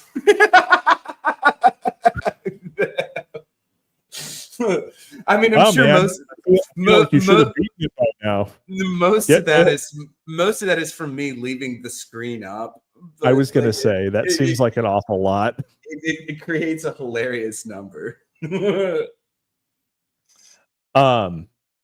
damn. Oh, I am. By the way, I just realized that I didn't read this earlier. Randall Shirker sends us $5 for a super chat. Thank you, Randall. My lucre contribution to buy Sandbatch a proper pair of boots that fit. Also, cannot wait to see this book have insight on recent events. I would like to point out that from that you can tell how long ago it was when he sent that. So my boots, by the way, fit perfectly until I climbed a mountain in them, and then they no longer fit perfectly after that. They got larger? Well, yeah, you're not, because cowboy boots are actually pretty delicate. You're not actually supposed to go do things like climb mountains in them, and they get all misshapen. They're for sitting in stirrups. Yeah, exactly. That's They just have a strong shank. That's literally exactly what they're for. You're not supposed to be doing anything. You were there the day I did that. I know. Took an Adderall and climbed a mountain in cowboy boots. Amazing. The dude our friend Wentworth that went with me actually had to grab me. I almost went over a cliff. Like I almost like careened over a cliff because I was moving so quickly. He had to actually grab me. Just fucking died. God damn it. God damn it. Oh, well, I'm glad you're safe and sound. Yeah, I'm here. And you didn't have such an ignominious end. That would have been a great end. That would have been a perfect end. That's the Sandbatch goes over a cliff in Tennessee. It's exactly the proper ending for me. God. I don't have a single pair of cowboy boots. All of my boots are either dress boots or like Irish brogues or like a couple pairs of Red Wings. Yeah. Well, you're from above the line. If you're from north of Austin, cowboy boots just don't fit. I'm also not gonna be like that guy, right? So, anyhow, Oglesby's parapolitical interpretation of the Bay of Pigs as a micro-deep event closely tracks the confused military nature of the play. Okay. A micro-deep event. So what he means is that there was a little bit, a soupçon of conspiracy, right? I think this is a little abusive. Actually, this is where Oglesby gets a little. This is where Oglesby gets a little strange. Okay, and it's where like every one of these theories has a weakness, and if you've noticed, it was like he's like constructed the Bay of Pigs as a Yankee wrapper for a cowboy operation. But like, if you really think about this, the fact that the Yankees are constructing wrappers for cowboy operations actually undermines his whole thesis that there's really a Yankee cowboy war occurring, because they're like cooperating but not cooperating, and there's a micro deep event. Okay, this is torturing the positionality of the Oglesby thesis. And Oglesby himself does actually, this is where he starts to kind of get lost in the weeds a little bit, because he builds this very strong dichotomy, and then he sets about weakening it over the course of his book with like this idea that, okay, yeah, the Yankees are in charge, but they're doing these cowboy rappers. Okay, like what? Okay, that's like, this is already a thesis that's not on the soundest basis, but it is it's being like sort of reified through these like sort of theoretical. It's like a yin yang. Yeah, it's exactly. Like one of the, it's everything. This is inside of every Yankee. Yeah, there's a little cowboy, and in every cowboy, there's a little bit of Yankee. Yeah, which is Anglo as fuck. I gotta give him credit. That is, like, if you follow Nick Land's thesis about the Anglo as he who contains his own negation, then like there's some truth there. But like, I don't know. Tacova, the chat is coming out in favor of Tacova boots. I'm a Lucchese nationalist. Randall Shirker says ropers. Hazael says, I feel like an imposter wearing cowboy boots. I totally agree. I'm not a Yankee, by the way. I'm a Midwesterner, the so easily overlooked furtive Midwesterner. I am an actual like no description of the waspy cowboys. Like you will have a hard time finding someone who fits the description better than me.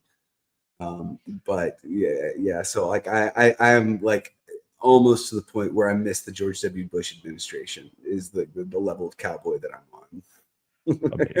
Amazing. All right.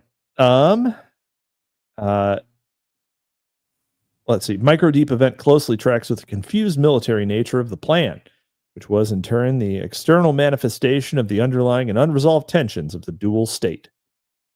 You know what? The way that he's describing this is a little troon coded. I'm just going to say.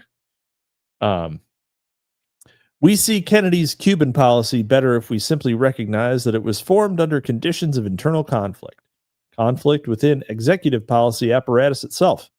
Frontier Camelot was the Kennedys' attempt to transform an exaggeratedly wide electoral coalition, the Kennedy-Johnson Yankee Cowboy Coalition, into an effective governing coalition, an attempt which failed at the Bay of Pigs, its first test, as it ultimately failed in Vietnam, its most tragic test. Compare this with Colonel Hawkins' comments on the Bay of Pigs in discussion with historian Peter Kornbluh in 1998. What a name. Peter Kornbluh? Yeah. Yeah. We should have done it so we could succeed.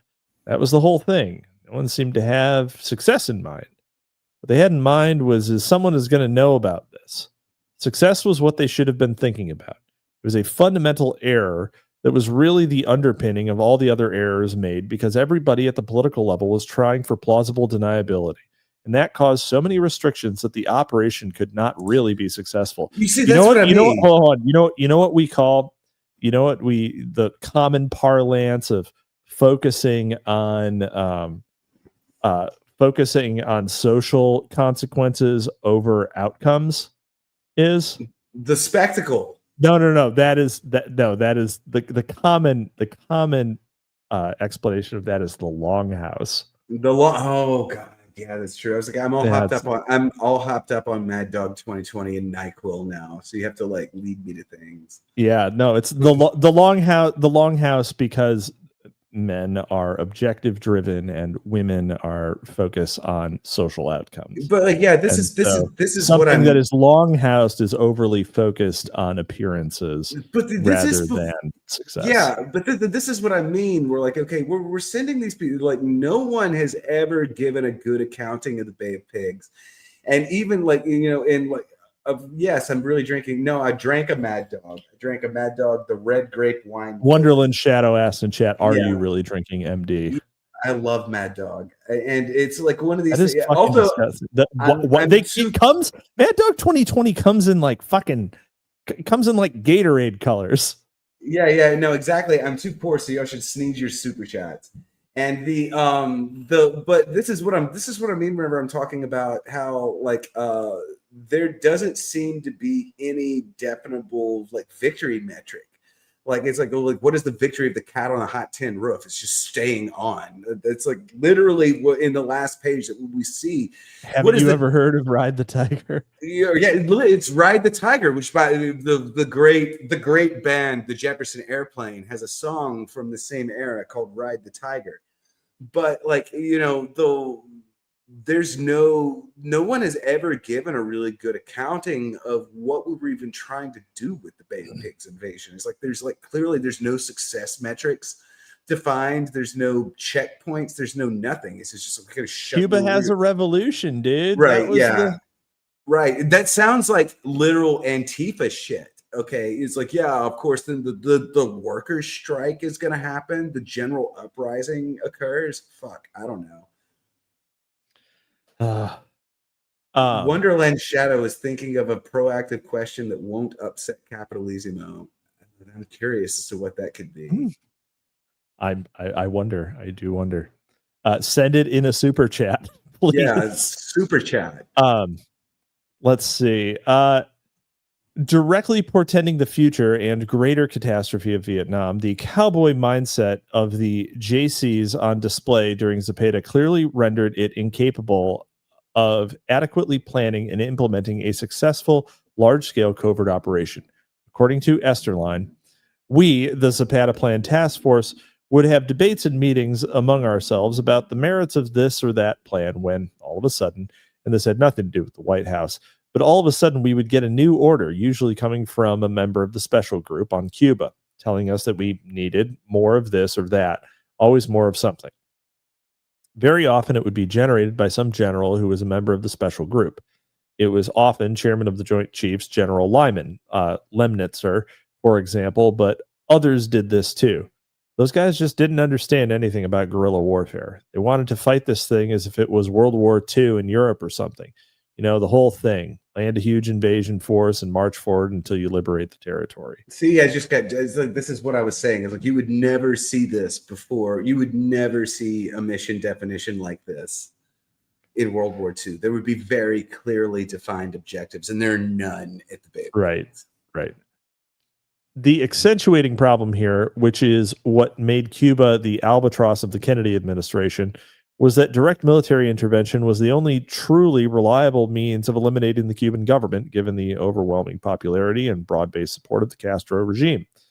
Predictably, Kennedy was looking for the minimalist option when the only real possibilities were maximalist in nature. Not surprisingly, then, the Taylor Commission / Cuba Study Group, drawn up by JFK after the Bay of Pigs to provide post-mortem assessment of the fiasco, concluded in no uncertain terms that a paramilitary operation of the magnitude of Zapata should have been not be prepared or conducted in such a way that all U.S. support in connection with it could be plausibly denied. Once the need for the operation was established, its success should have had the primary consideration of all agencies of government. Operational restrictions designed to protect its covert character should have been accepted only if they did not impair the chance of success. As it was, the leaders of the operation were obliged to fit their plan inside changing ground rules laid down for military considerations, which often had serious operational disadvantages. The secret reason for the fiasco was that clandestine techniques were employed in order to justify U.S. military intervention in Cuba. Quite clearly, then, the seemingly autonomous debate over strategy was in reality little more than epiphenomenal. The governing truth is that covert versus invasion was the visible manifestation of Yankee versus cowboy. So hard. You said your frustration. Your It's frustration. so hard. It's so hard. Yeah, I'm not sure I buy.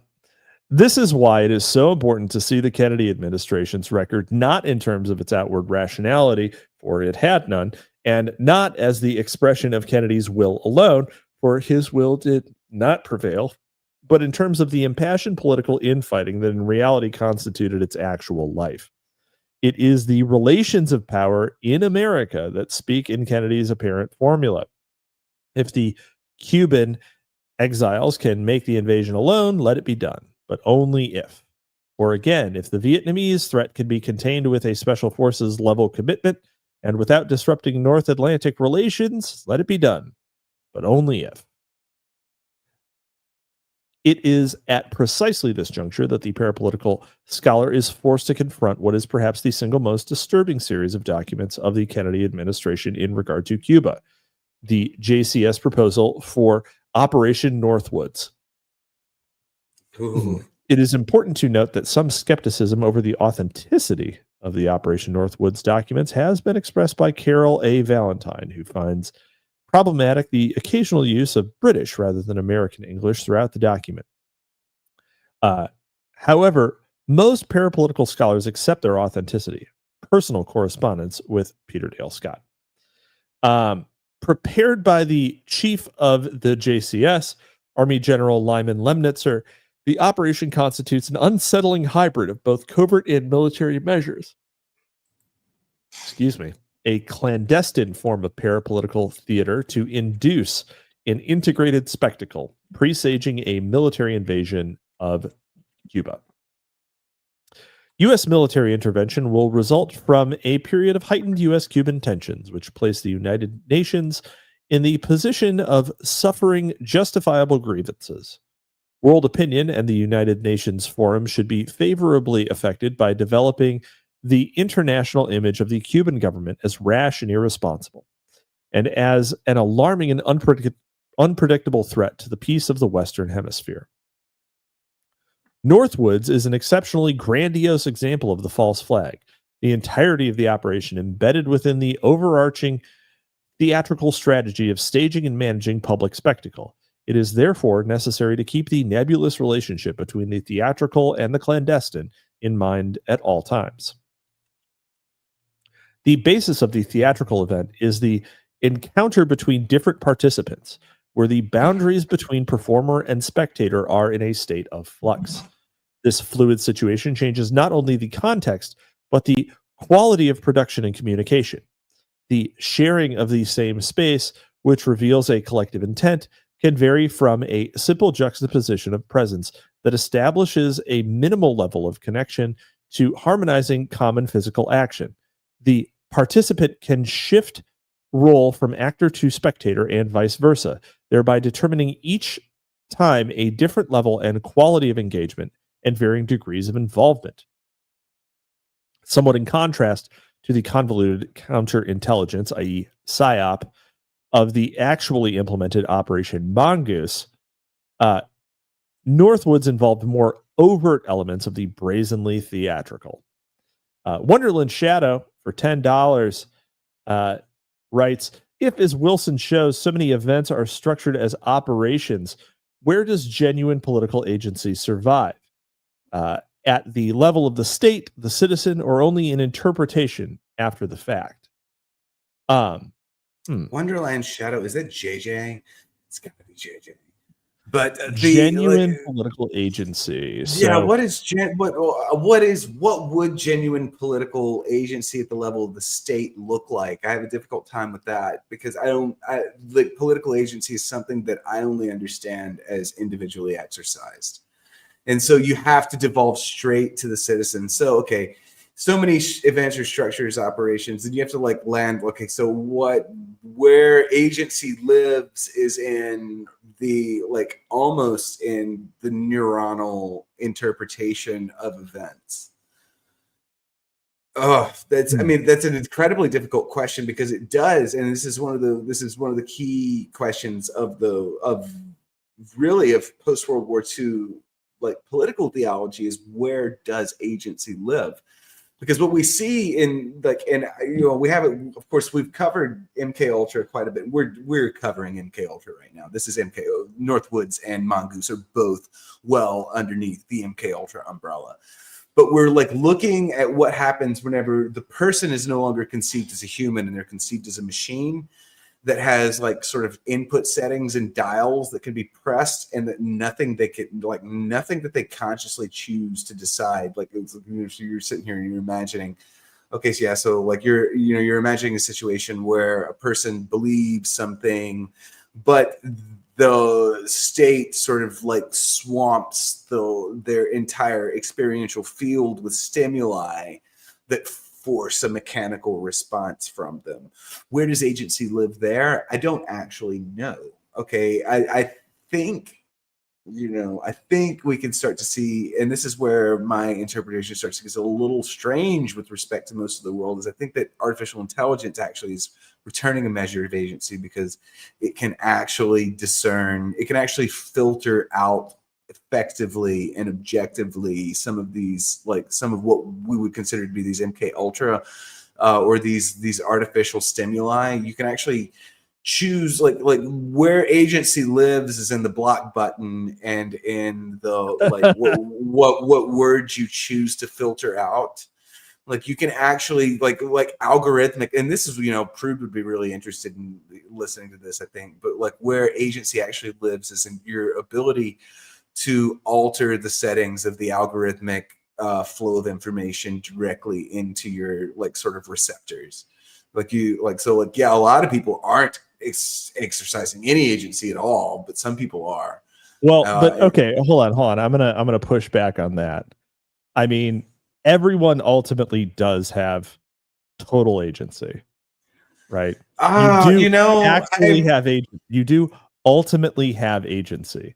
I'm Anglo enough to believe that everyone is ultimately just a little bit of a machine, and that it could do this. What was that experiment that was done in the 19th century where the dog's head was revived, but not actually revived? We just found the circuit, they just attach electrodes to the dog's head, and we can make it do things.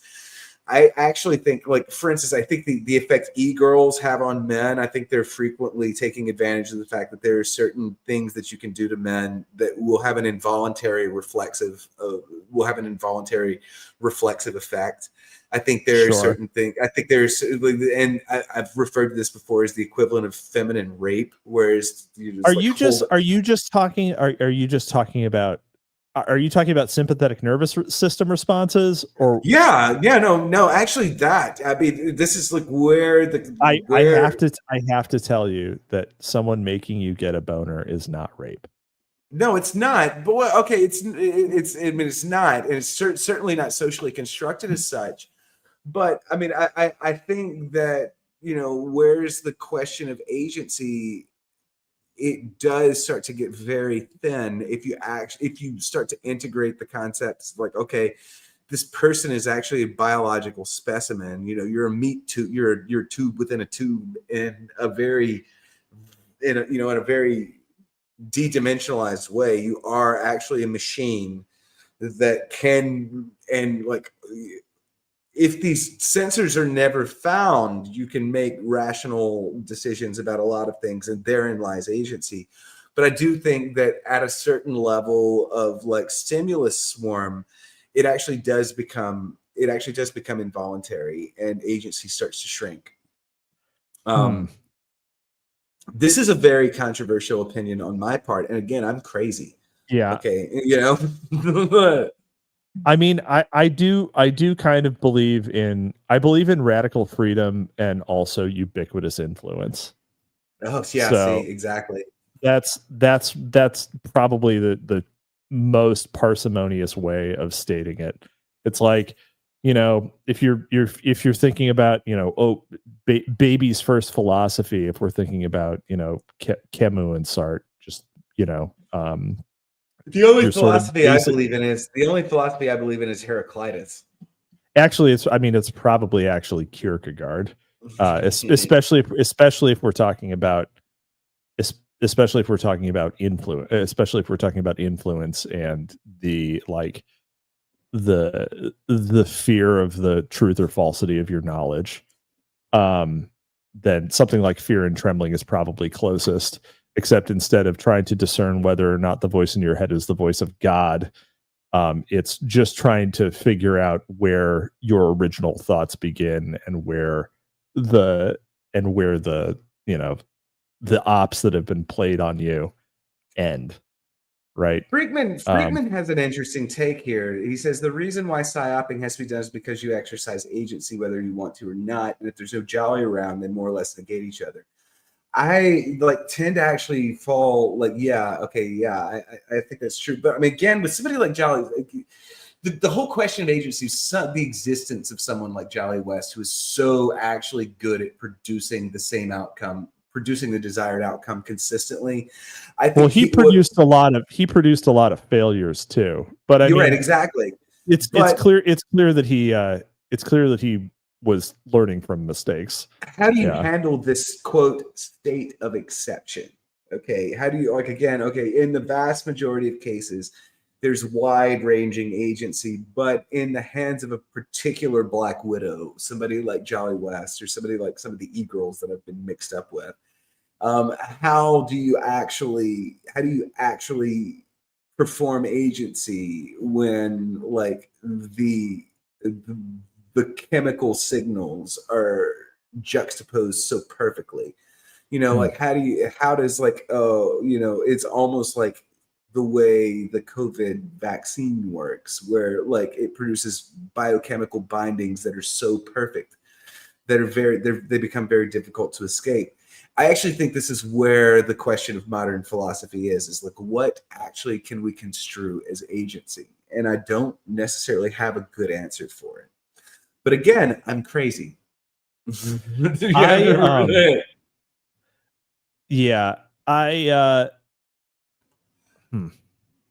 Interesting. Yeah. Right. One note on. I did want to say one note on Jolly on West, just because I had mentioned before that I had requested his son's coroner's report. I was wondering if you were going to get. I was wondering if we were going to do this tonight. This is actually sad. This is sad. So John West, only son of Jolly on West. Well, only legitimate son. Probably had a lot of bastards, to be clear.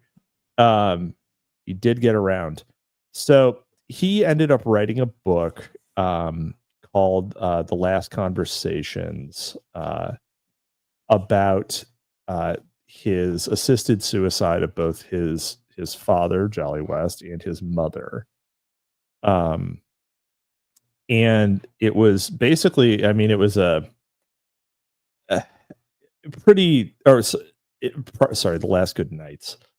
It was a awful read. It was really a terribly written book, and it had an ugly cover too. But it discussed how his father had. It said number one that Jolyon West had assisted in the suicide of several of his family members. So Jolly West not only convinced other people to kill, he regularly convinced people to kill themselves and others. He also convinced his son to kill him, and also convinced his son to kill his wife, his son's mother. When the time came, so to speak. So ultimately, as a result of that, John West quit his job as an attorney, at a career in a place in Seattle and so forth. He quit his job as an attorney because he committed 2 felonies, and admitted it in writing, and never really got back on his feet. He became an alcoholic, and was penniless, living with a friend at this point at the age of 58. So like, he was not doing great. According to the testimony of a friend, which is quoted in this in the police report, he had recently received a cancer diagnosis, and a cancer diagnosis is what caused Jolyon West to take his own life with his son's assistance. And so in 2014, John West, not having recovered from the murder of his parents by himself, went to a hotel outside of Universal Studios, crawled under the covers, and blew his own brains out with his father's handgun. And it is not suspicious circumstances as far as I can tell. Yeah, but he blew his brains out. It seemed like he had a lot of reasons to do it. Which is, of course, it's following a pretty well-established arc, and also he was a subject of Jolyon West. So right, that's the MK Ultra like arc ultimately ends with blowing your own brains out. It's where it goes every time. Because that question of agency that we've been talking about, that question of agency becomes so entangled that one of the de-dimensionalization, the agency narrative becomes so complicated. I really shouldn't be saying this on the air. Yeah. Well, the thing is, like, I previously said I believe in radical freedom, but also ubiquitous influence. And right. You kind of have to wonder, if you take the Jolyon West shot, right? Are you just permanently cooked? Because it seems like his son did not recover. Yeah, did not recover. That was for him. This becomes this question of what is agency gets so tangled up that, like, again, and I think I referred to this. I don't know if it was on the show earlier, but it was earlier today. I referred to de-dimensionalization as the loss of rationality.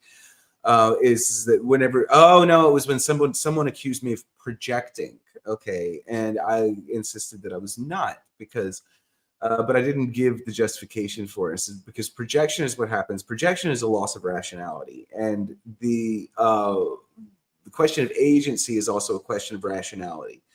And whenever someone begins radically de-dimensionalizing, when they begin radically de-dimensionalizing narratives, this is whenever agency begins to sort of collapse, and you start to see the walls close in around you. Okay. And so, like, someone who's been like sort of triple D'd or something like that, the reason there's such a high incidence of suicide as a result of that is because there's a loss of rationality as a result of very unfortunately demarcatable trauma. And it becomes difficult to pull someone out of a cycle where they've determined that individual agency, their own control over their own life has diminished to the point where, actually, I guess it's again not different from the Hicklib narrative, actually, this is what the Hicklib narrative, like the reason Hicklibs, I believe they're so dangerous is because, again, their actual source of agency becomes so constrained. They start thinking in very, very drastic terms. They de-dimensionalize to catastrophic narratives that result in things like suicides and assassinations and so on and so forth. So like what you're referring to is like, yeah, it's just like the informational environment becomes so complex that radical de-dimensional. It's just like almost, if you've ever been on like Google Colab Notebook or something, if you're familiar with coding or something like this, whenever you exceed your RAM capacity and just start like memory dumping into, or like, your code starts fucking hacking itself into pieces, like looking for a very simple narrative way out. And suicide is one of them. Suicide by cops is a very, we see these things as like, we call them deaths of despair. Those are all like sort of results of these radical de-dimensionalizations that occur because of like sort of recursive thought loops that diminish agency, or at least seem to diminish agency. Does any of that make sense, or am I just rambling? No, I mean, I think it does. It's that I'm workshopping material here. Is like, Yeah, I don't do that very often. I don't how do you like workshop that? Should I put it in the type 5? yeah, exactly. I don't do that very often. But Wonderland Shadow did send another question for $10. Oh my God, JJ. If Decline itself contains utopian images, like Spengler said, could the exposure of could the exposure? Oh, all right. Well, okay. All right. Well, that's secondary to the question. Yeah. Could the exposure of parapolitical events paradoxically become a source of new political imagination rather than just despair? Yes. Yes. Actually, yeah, but this also frames despair and new political imagination both as extreme de-dimensionalization. So you can respond both by like wandering off into this like sort of utopian dreamland, or you can also respond with despair. And those are functionally like, there's not a whole lot of things that are going to change they're like, there's, I don't know how much control you have over which one of the two that you land on, but they're both very, this is when Spengler was the one who said optimism is cowardice. And to bring Spengler back, so what actually the quote here is that what can counteract the decline of the West is the utopian image contained in the image of its decline. And that's that's Theodore Adorno's direct response to something that Spengler said. And Spengler's response again was that optimism is cowardice. And so we find at both ends. So like despair is one end of despair is at one end of the de-dimensionalization narrative, and extreme optimism is at the other end of the de-dimensionalization narrative. And in the in-between is probably where agency lives, if agency can be said to live anywhere. Yeah. Sorry, that was heavy. That was a lot. I actually think that the parapolitical process, especially on the left, right? Especially on the because parapolitics is kind of something that is very left coded at present. I've noticed that. I don't know if you saw the tweet that I made yesterday. It was like, because like I saw from all the I didn't learn the word what parapolitics meant until relatively recently. And then like, okay, Charlie Kirk happens or whatever. And I look at the response to it and I'm like, oh, okay, parapolitics is what happens when you offload moral agency to a government office. Okay. I wouldn't use that as the explanation for what that is, but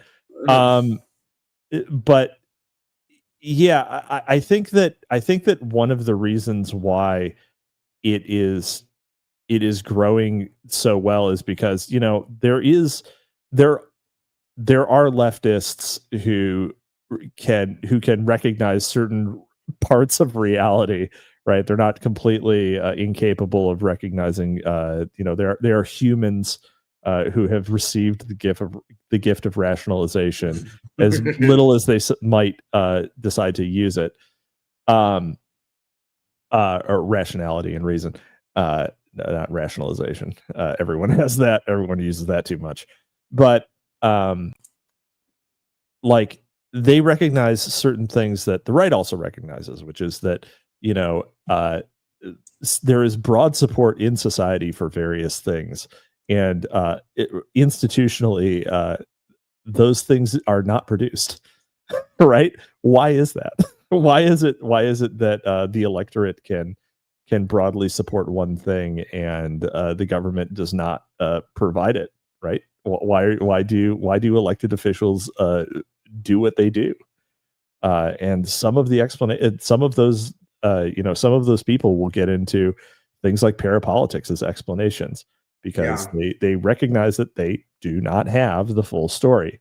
I think that this type of analysis, this parapolitical analysis, ultimately it has to lead them down a rightward path, I would think. I mean, I usually don't like to get really positional on the air, but I mean, this is the reason why I gravitated to the right for certain, and this is because I'll give lots of different examples, give lots of different reasons I gravitated to the right so long ago that like George W. Bush was still president. That's how old I am at this point. But on the other hand, there's also QAnon and Blue Anon.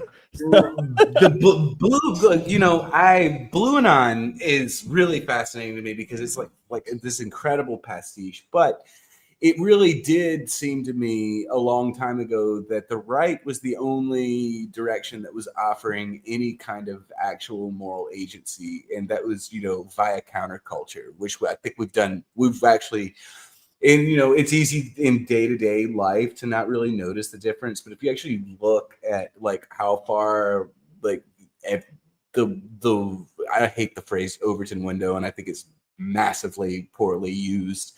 But if you look at the direction, everything in every time God closes an Overton door, he opens an Overton window. Oh my God, the Overton window is a concept that is just badly botched, and for a lot of reasons.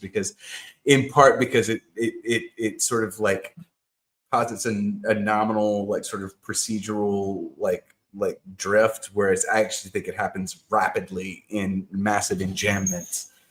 But sort of the right wing concept of like, that you have to like, you have to become the master of yourself before you can become the master of anything else.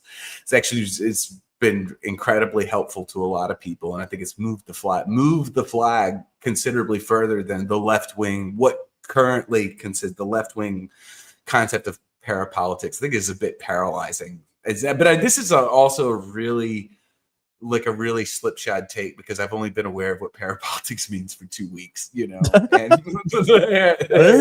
of just bullshitting. I'm just bullshitting here. I don't know nothing, Also, Wonderland Shadow sends a $2 super sticker. He's getting stingy. which you cannot see, which I cannot see because I am looking at this on StreamYards, but which is a ghostly hippopotamus sort of hovering over the words "game over." You can see that on YouTube. Wonderland Shadow is also in a Telegram group right now complaining that I'm calling him JJ. I'm like, that's still not your real name. You're hiding behind so many fake names that, like, whatever I choose to call you doesn't matter. He also says Capitalisimo better be pro JJ.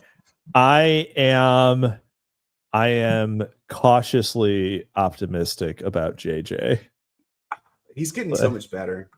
I'm detracting. I'm detracting from the quality of the show now with my nonsense. All right. Okay. So let's see here. Not just embodiment, but enactment. Not just a scheme of action, but a plot of deceitful action. Not just coordinated behavior, but purposeful behavior for the creation of faith in illusion. The substitution, in some cases, of simulacrum for an event, and manipulation of plot elements in order to stimulate belief among persons necessary to mistakenly testify to the authenticity of the fabrication. Take, for example, the following. We could develop a communist Cuban terror campaign in the Miami area in other Florida cities, or even Washington. The terror campaign could be pointed at Cuban refugees seeking haven in the United States. We could sink a boatload of Cubans en route to Florida, real or simulated. We could foster attempts on lives of Cuban refugees in the United States, even to the extent of wounding in instances to be widely publicized. Exploding a few plastic bombs in carefully chosen spots, the arrest of Cuban agents, and the release of prepared documents substantiating Cuban involvement would also be helpful in projecting the idea of an irresponsible government.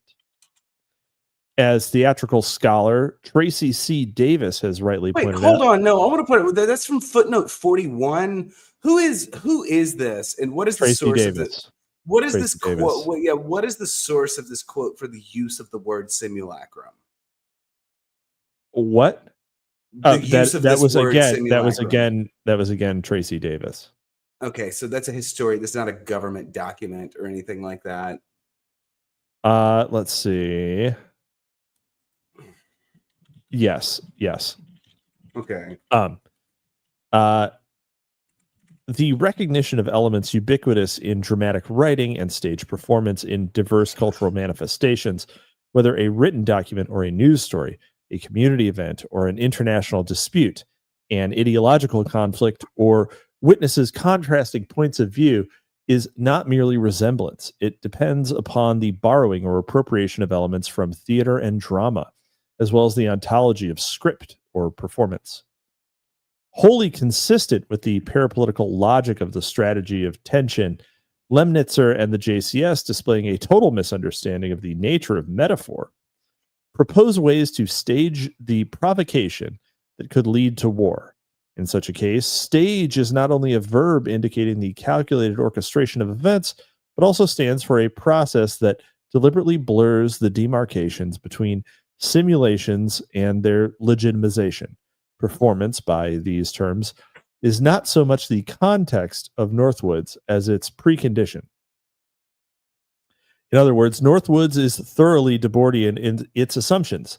Not only can spectacle be artfully deployed as a covert form of power, but that such a spectacle will perform an integrating function, the collective readjustment of perceptions towards a new and effective political consensus, the very thing that was absent from Zapata.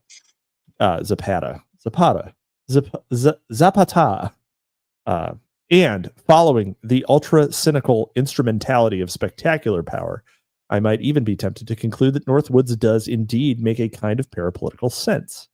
The operation is itself the necessary therapeutic device to resolve the interminable crisis of the Kennedy administration through a traumatic application of a form of shock therapy. Shock and disorientation, of course, being hallmarks of counterintelligence operations. It is worth noting, then, that PSYOPs, or counterintelligence shock action, were the operational core of Zapata. In a CIA paper entitled Proposed Operation Against Cuba, March 11, 1961, the authors held that this course of action, i.e. the amphibious landing, has a better chance than any other of leading to the prompt overthrow of the Castro regime because it holds the possibility of administering a demoralizing shock. And it is also significant that Davis himself dismisses the parapolitical significance of the documents in an annoyingly naive or liberal manner. What an odd thing to say. What an odd thing to say. Yeah. From a conventional historical perspective, Northwoods is one among many curiosities pertaining to the Kennedy administration's handling of Cuba. From a conventional historical perspective, it is documentation of discussions of a proposal and perhaps of a point of view held by the Joint Chiefs. Beyond that, because it was not implemented, it is not history. But from the perspective of a performance historian, it is a that is a very gay title, isn't it? Performance historian. Well, I mean, no, I'm with it. That's dangerously close to me. I kind of get it, but it is a very gay title. Yeah, gay. It is a set of ideologically linked scenarios that demonstrate a line of thought ratified by the Joint Chiefs.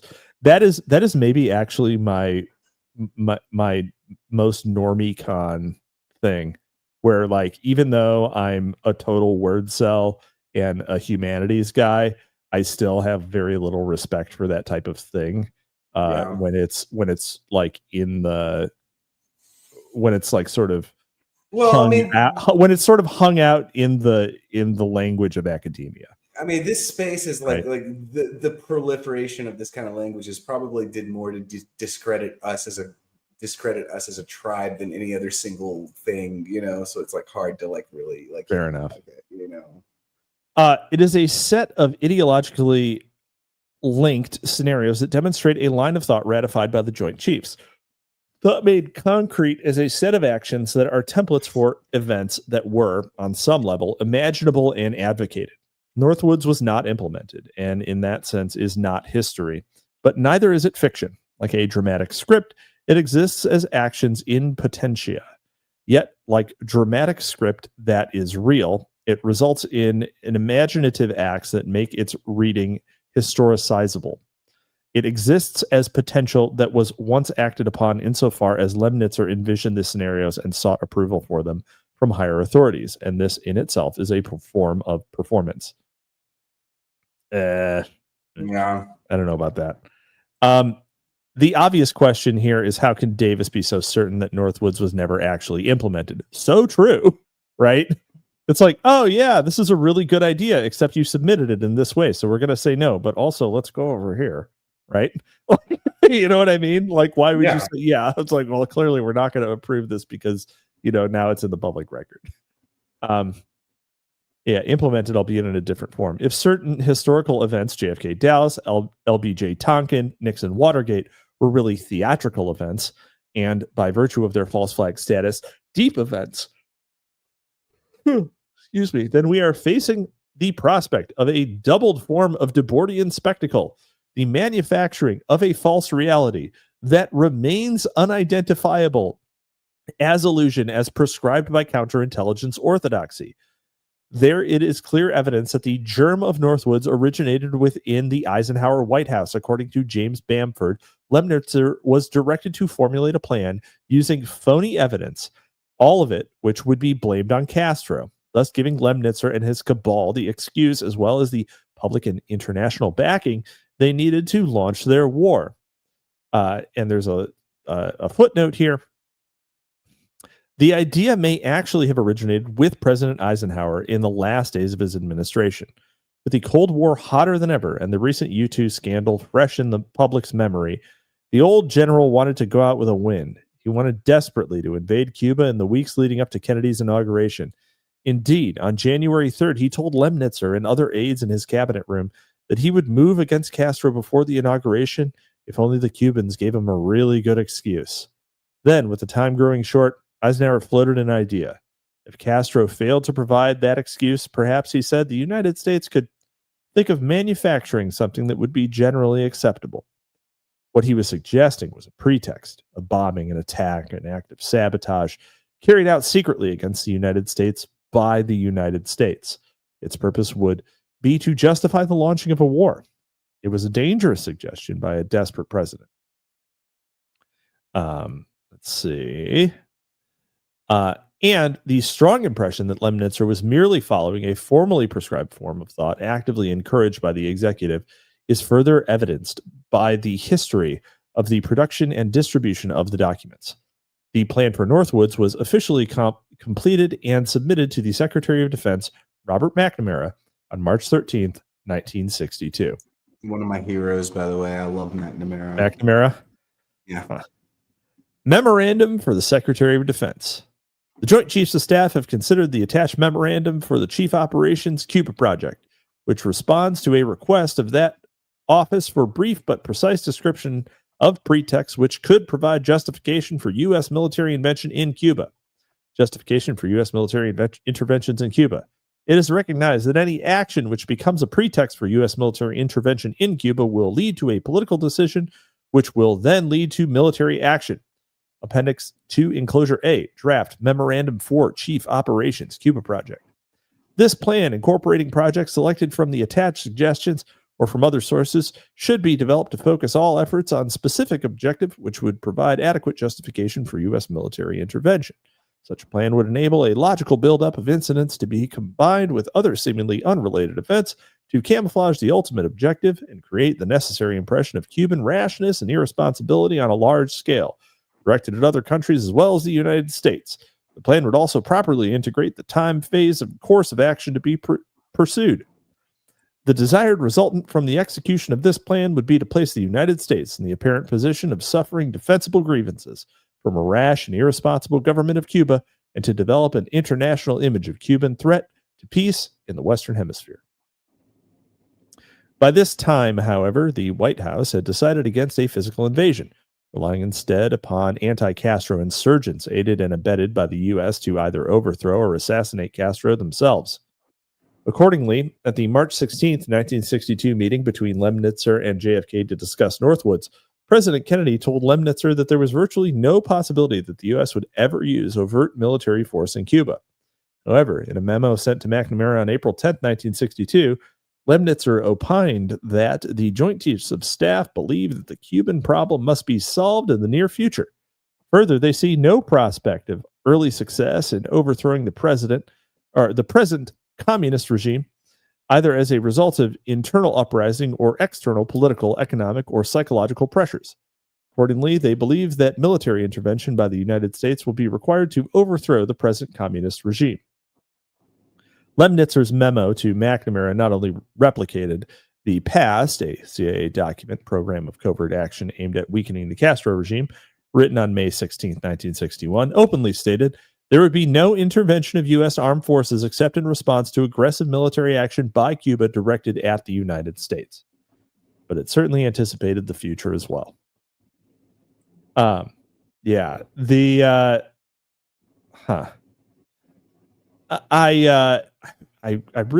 wish that I knew. Oh man. Yeah, we're definitely not getting to the JFK assassination today. That's just not going to happen. I'm curious. We haven't even gotten to the potential reasons for assassinating Jeb. We've gone off on a massive arc that has nothing to do with JFK's hardly been mentioned. It does have a lot to do. I mean, he laid it out in the beginning of the chapter. Dude, we've let Geo take us on a wild ride. What do you mean, Geo? This is like Geo theory. Oh, this is one of Geo's tangents. Yeah. We're definitely getting both barrels of this. So I mean, this is all I'm thoroughly convinced at the like core of the thesis here that, you know, they were attempting to that there were a bunch of people in the administration who really wanted to do something in Cuba, right? Like, obviously we did know that. I've read the authoritative historical document, Don DeLillo's novel Libra. So I of course knew that there were a bunch of Cubans involved here. Dr. Alton Ochsner. But yeah, so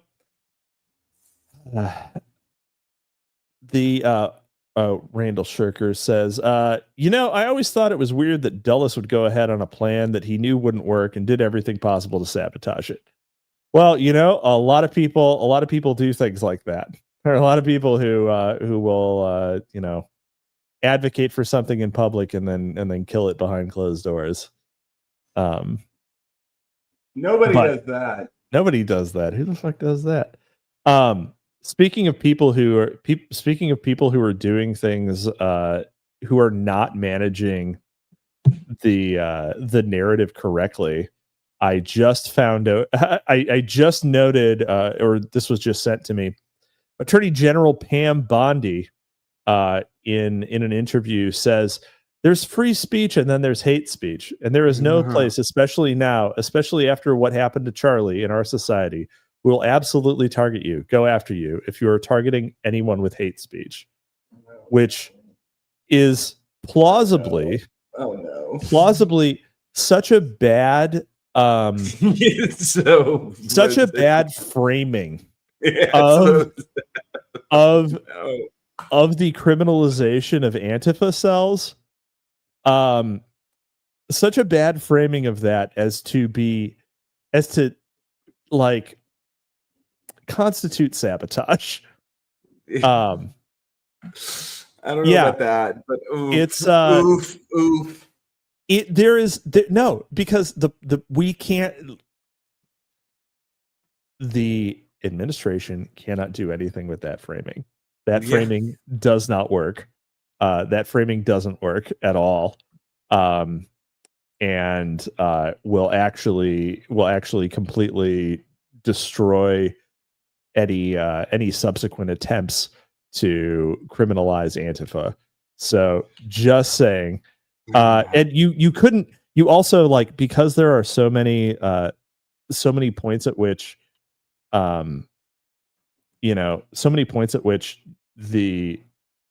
like hate speech legally doesn't exist in the United States, right? So many senses in which that is not an actual thing. Yeah.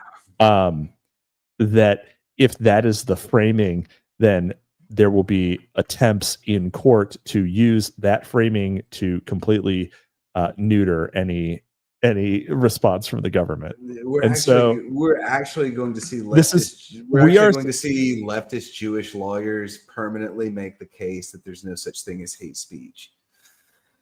I mean, kind of hilarious, but I'm just saying that for the present moment, this argument is not going to help the cause.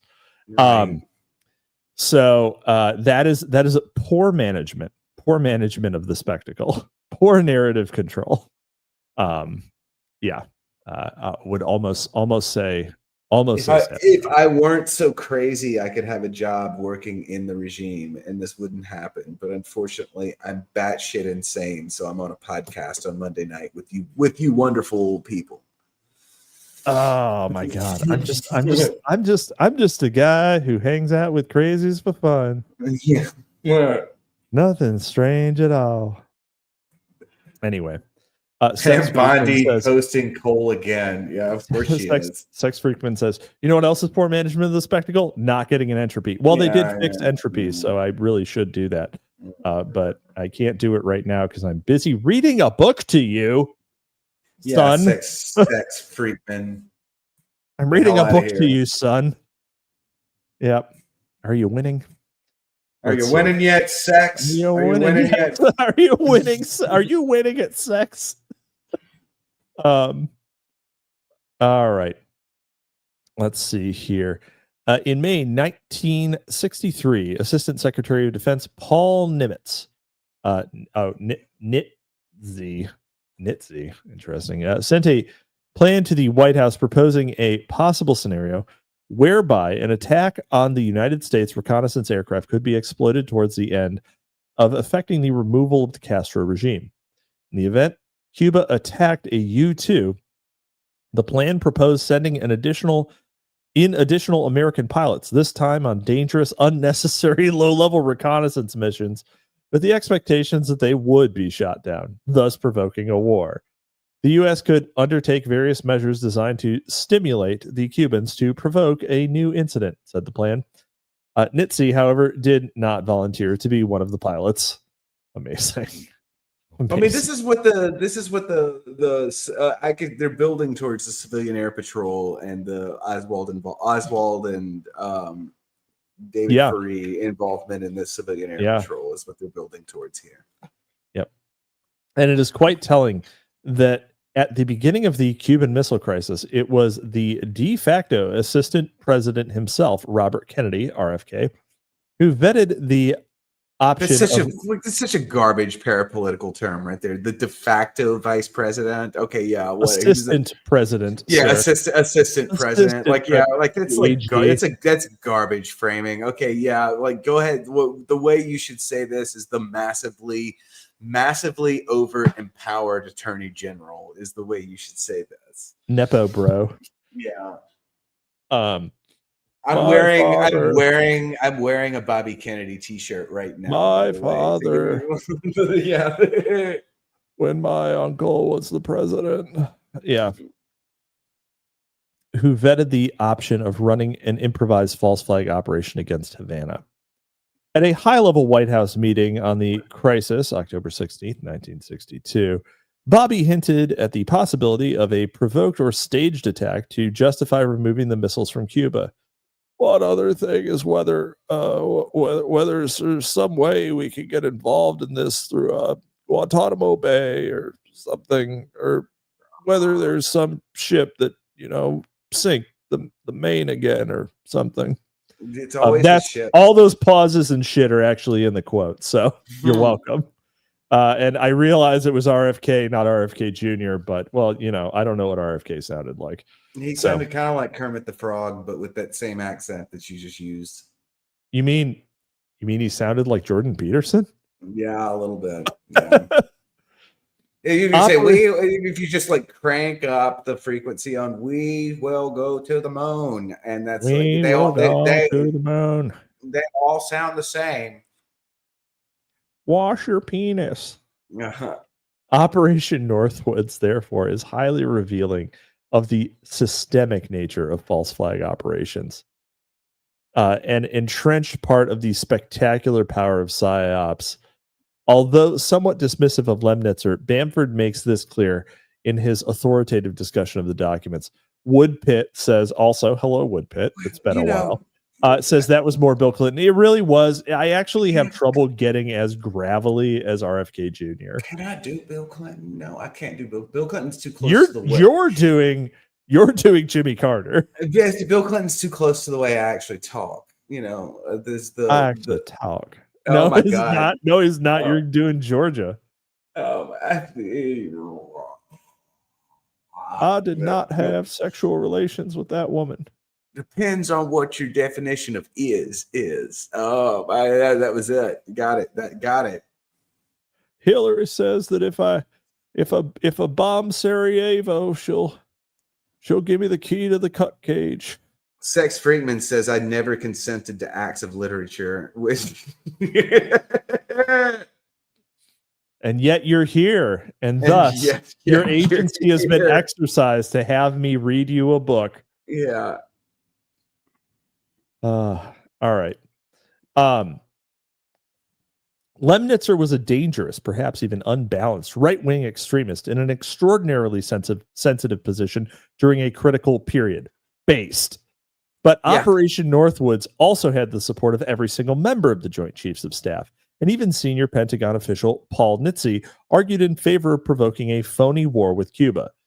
The fact that most senior members of all these services and Pentagon could be so out of touch with the reality and the meaning of democracy would be hidden for decades. Tragically, it's not still the case. So many things. Again, I love this that we see here again, the collection of my favorite cluster of cities in the world, in parentheses. We got Miami, New Orleans, Mexico City, and Dallas. A fully sophisticated understanding and appreciation of strategy of tension and false flag provides the missing link of JFK assassination conspiracy theory. If it can be shown that the strategy of tension had in fact evolved as a systemic property of the U.S. dual state by 1960, then I can argue much more easily for the inherent non-implausibility of JFK Dallas as a false flag spectacle. True. Okay. He's doing that.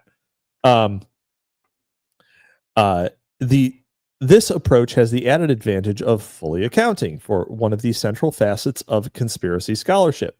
If there was a conspiracy, then on a purely planning and operational level, it would seem to have taken place on a medium to low level within the clandestine hierarchy, and that this covert agency was exercised only on the local level in several venues, Miami, New Orleans, Mexico City, and Dallas, that formed important nodes within the overlapping parapolitical networks. Within the era of spectacular power, one does not need to be very senior or even very sophisticated to appreciate the potency of its integrative function.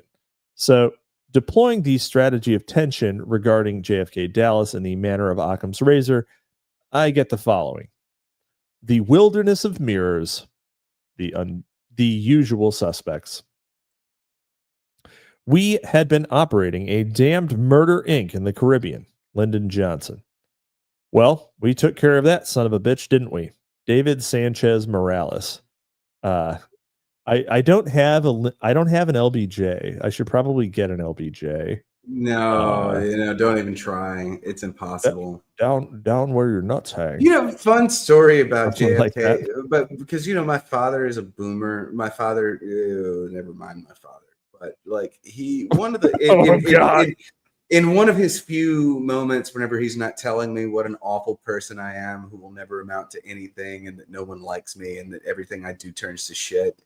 He did like recently have like this like one like, because I asked him, because I realized boomers are dying, and I got really interested in recording early boomer experience.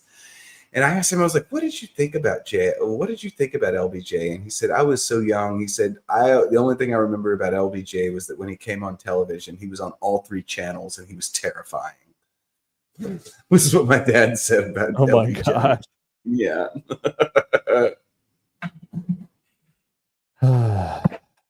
All right. As parapolitics necessarily supposes a radically pluralistic model of the state, the legal identities and organizational loyalties of the usual suspects that loom large in conspiracy literature are never unitary or exclusive. Here I am confronted with the sheer giveness of the radical nomadicism of the clandestine actor as a quasi-criminal sovereign. I don't know what giveness means. I don't either. It's the operative word there. I'm like, what does this mean? Yeah, what I do love the phrase radical nomadicism of the clandestine actor. Yeah. Quasi-criminal sovereign. Yeah, that's great. There's like there's a lot of meat in there, man. Yeah. However, I am able to impose a degree of cognitive certainty upon these suspects through the rigorous application of Debordian principles. This sounds like Ignatius J. Riley is who this sounds like. Oh, yes, right there. That last sentence was perfect, like John Kennedy Toole. It really was.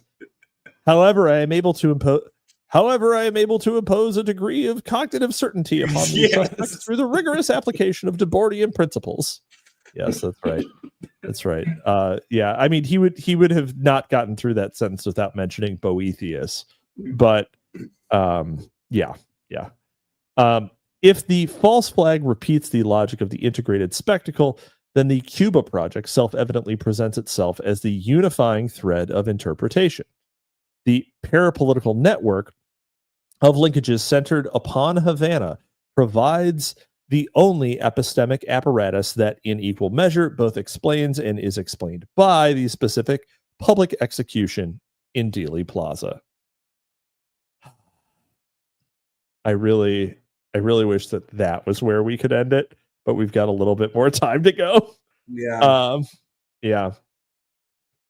The Joint Chiefs of Staff. General Lyman Lemnitzer, commenting upon JFK's relationship with the Joint Chiefs of Staff at the time of his inauguration, Bamford writes that John F. Kennedy's election buttressed their worst fears. We're going to go to the citation here. Although I follow the bulk of the secondary literature in focusing upon the Central Intelligence Agency as the main covert body implicated in Dealey Plaza, the reader should be aware that at all times of the possible role of the Defense Intelligence Agency in the event at Dallas.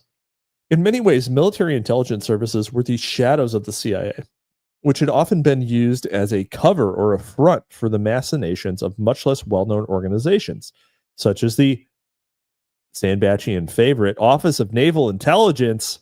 My favorite. I strongly my absolute favorite, actually. Yeah. As a weeaboo, I love that the Office of Naval Intelligence acronym is ONI. ONI. Yeah, I strongly suspect, although I cannot prove, that many of the ubiquitous personalities of JFK Dallas, such as the notorious Maurice Bishop, may very well have been military intelligence officers. The possible but underexplored role of the CIA as a red herring might go far in explaining the maddening lack of clarity and exactitude concerning the Kennedy assassination, including the identities of the participants, provided, of course, that there actually were any, for Maurice Bishop. See below in this chapter. See below in this chapter. I should also point out that for everyone, a couple of weeks ago, Swampus and I went out and got wasted, and he got me to go to the strange part of town. And there's actually a picture of me he posted where I'm standing in front of the old Office of Naval Intelligence, the building that is referred to here. Yeah. It's the most terrifying of all government and intelligence apparatuses. Apparently, Washington, D.C. was on the brink of the state of exception in January 1961. Uh-oh. Just below the surface, it was a dangerous time in America. For many in the military, the distrust of civilian leadership ran deep, to the point where a number of senior officers believed that their civilian leaders had been subverted by international communism. Gary Allen mentioned. Yeah. It was a belief exacerbated by the election of Kennedy, a socially liberal Democrat. The presence of a benign and popular general of the army in the White House, Dwight Eisenhower, had a calming influence on people and kept the rightists' audiences small, said one account at the time. If we accept Lemnitzer and the group of ultra-reactionary military officials that he represents as possible conspirators, then I can detect a possible motive for conspiracy in JFK's attempt to establish direct back-channel communications. A reliance upon back-channel diplomacy seems to have been one of the hallmarks of the JFK administration, just as it was, perhaps not coincidentally, for Richard Nixon. Talbot presents evidence for Kennedy back-channel efforts with Che Guevara, Fidel Castro, the Soviet Union during the Berlin Wall crisis, and the FBI and the moderate anti-Castro Cuban exiles. Moderate anti-Castro Cuban exiles. Moderate is in air quotes. Yeah. We're gonna empower the moderate rebels. Yeah, just the moderates. With the USSR following the near catastrophe of the Cuban Missile Crisis, Vladimir Semichanski, the Moscow head of the KGB, reported to Nikita Khrushchev on October 2nd, 1963, that Kennedy wanted to reopen the secret channel between them, using press secretary Pierre Salinger as a Washington-based KGB agent as the conduit. Khrushchev then approved the use of the KGB as an intermediary to exchange proposal with Kennedy that could not go through the regular diplomatic channels. The president was well aware of how few people in his administration he could trust with his peacemaking messages to their communist enemies, as he was forced to do repeatedly with his Cold War bureaucracy. He simply bypassed the State Department's resistance to his dialogue with Khrushchev in the fall of 1963 by creating an alternative means of communication. Interesting. Take notes, Donald. There is a growing body. Actually, he doesn't need to take notes. He fucking did all that. So he did. He took plenty of note taking. Yeah. Yeah. That's why he just puts shit on. That's why he just puts shit on Twitter. Truth Social. Yeah. Truth Social. That's right. And then it gets copied by the White House Twitter account. There is a growing body of scholarship indicating that JFK directly anticipated the detentist strategy of Richard Nixon and Henry Kissinger. In effect, detente won by a full decade. And as with Nixon, Kennedy was threatened with subversion from within for having done so. Speaking of detentists, what a load to dump on us, like right here at 9:52 with 8 minutes left to go. Right, I know. This is just, I mean, now we're reading backwards, and he hasn't mentioned the Council on Foreign Relations didn't exist yet, but he does mention the Council on Foreign Relations in the Watergate chapter. I know that for sure. Nevertheless, although the tactic was a familiar one for Kennedy, the means he sought out for his final effort to explore peace with Khrushchev is startling. For JFK to have to rely on the in the end, not on his own State Department, but on the Soviet secret police to convey secret messages of peace between himself and Khrushchev speaks volumes. Because of his own turn towards peace, the president had become almost totally isolated in his own government before he made his trip to Dallas. JFK's assassination from his own government by November 1963 does in fact seem to be one of the defining features of his administration, which had in effect become a family affair. According to Peter Dale Scott, Kennedy couldn't work through the CIA, the Pentagon, or even the State Department. There was so little institutional support in Washington for the Kennedys' policies. The bureaucrats were very committed to the Cold War. So we had by that time we had already fallen into. That is interesting. Okay, yeah. I don't actually blame him for all of this fucking bullshit now, because that is a fucking heavy claim to make. And yeah, you got to spend a lot of time laying the groundwork for something like that. If you're going to claim that the president, as a result of his tendency to seek peace, was thoroughly isolated within his own administration, yeah, you need to go ahead and lay that out a little bit. So yeah, okay, you get a pass, Mr. Wilson. The notion of Kennedy as the first presidential defector from the Cold War seems to have established itself as the grand narrative of conspiracy theory. JFK as the martyred hero of noble failure. I tend to refer to this theory as the Garrison thesis. This is the first mention of Jim Garrison. Yeah, it is. Every chat, chat knows who Jim Garrison is, I'm sure. As it formed the basis of Jim Garrison's own formal explanation for the political murder, an act which, like every other form of homicide, legally requires a motive, a mens rea, in addition to the actus reus. This decision to withdraw U.S. troops from Vietnam by the end of 1965, on top of the new anti-intervention Cuba policy, added up to nothing less than a fundamental break with Cold War foreign policy, which had been the lifeblood of the CIA. Here, it seems to me, was a plausible motive for the assassination. Though my thinking at this stage was not very well developed, at least I could see that the CIA's vested interest, as well as its ideological commitment, were to the continuation of the Cold War. Along the way, President Kennedy had made implacable enemies, from top-level CIA Cold Warriors like Allen Dulles and Richard Helms, then deputy director in charge of covert ops, down to anti-Castro Cuban exiles who felt betrayed at the Bay of Pigs. I have to point out that you missed a chance to do one of your wonderful dialects, because you were quoting Jim Garrison directly. I didn't know that he was a Southerner. He's the district attorney in New Orleans, Louisiana. Nolens, Louisiana. Oh. Yeah, he's actually the only. He's the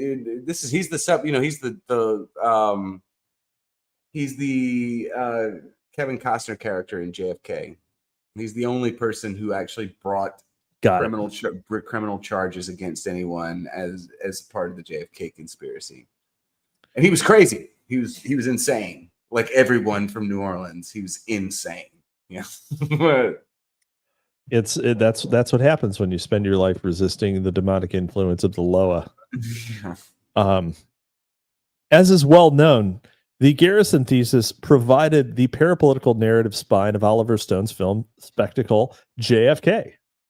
It also, for all intrinsic purposes, forms the argumentative core of James W. Douglas's magisterial JFK and the Unspeakable: Why He Died and Why He Mattered.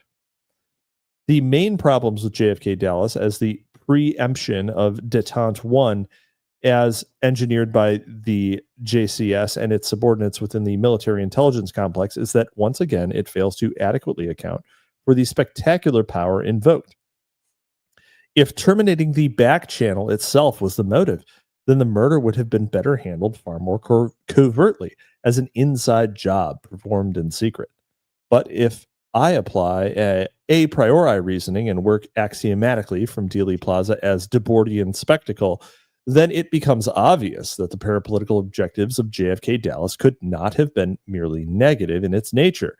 That is derailment of Détente 1, but must necessarily have been positive, which required the presence of the theater of false flag. And this could only have been the psychopolitical inducement for the military invasion of Cuba. Even if I hypothesize that the implication of Castro and the death of JFK was the means selected by Lemnitzer et al. To create the strategy of tension necessary to undermine U.S.-Soviet rapprochement, I am still left with the task of having to explain the not inconsiderable residue of the centrality of Cuba to the successful staging of the clandestine spectacle.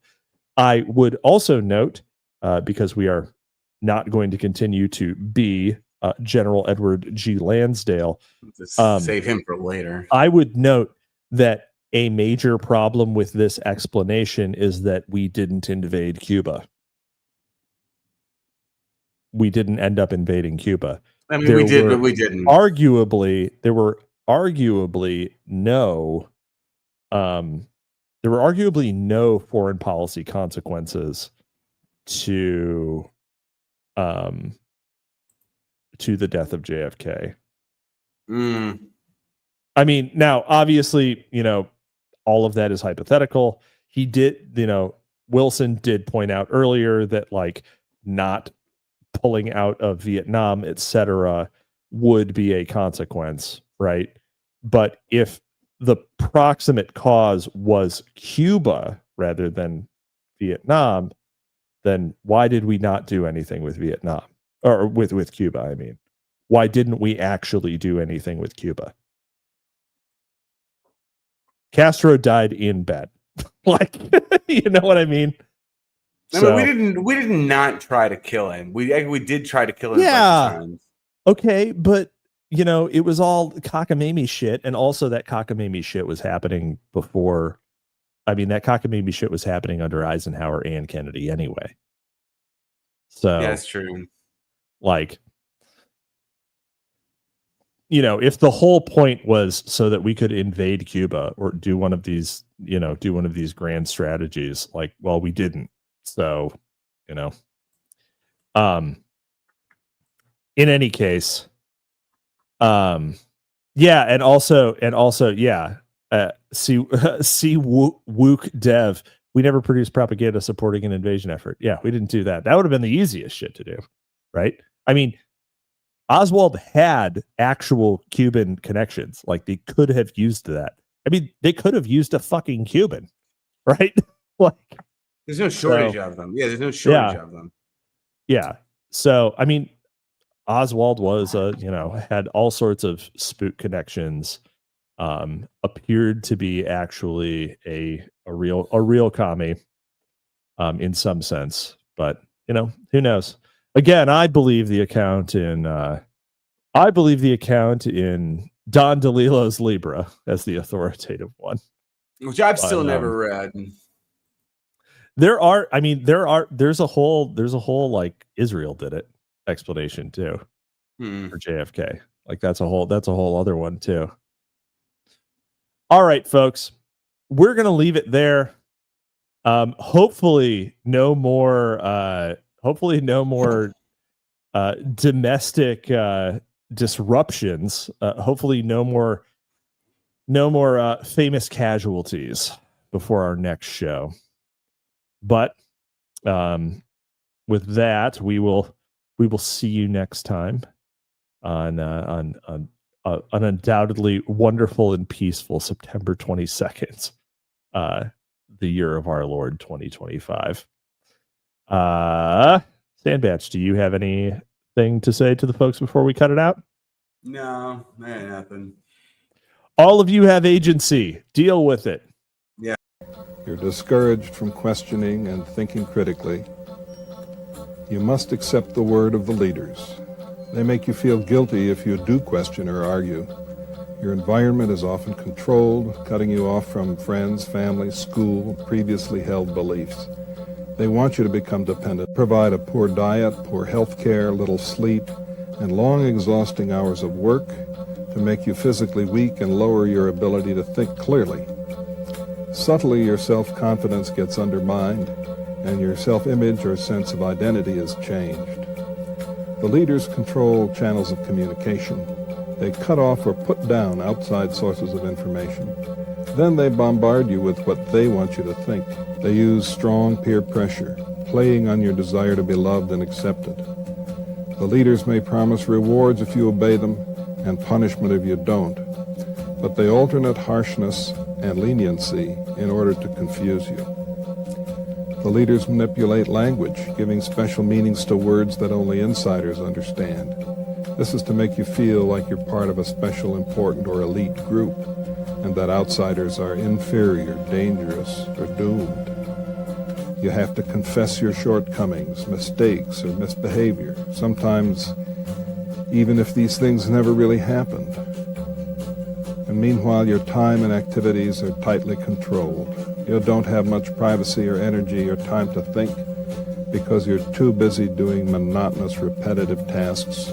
The leaders try to control you and even your sexuality, everything about you. They want to exploit you for their own enrichment, their own power or grandiosity. If they succeed, you will declare your loyalty unto its leaders, rejecting your old values and way of life. Without realizing it, you will have been changed into a person who is being controlled by a totalist cult.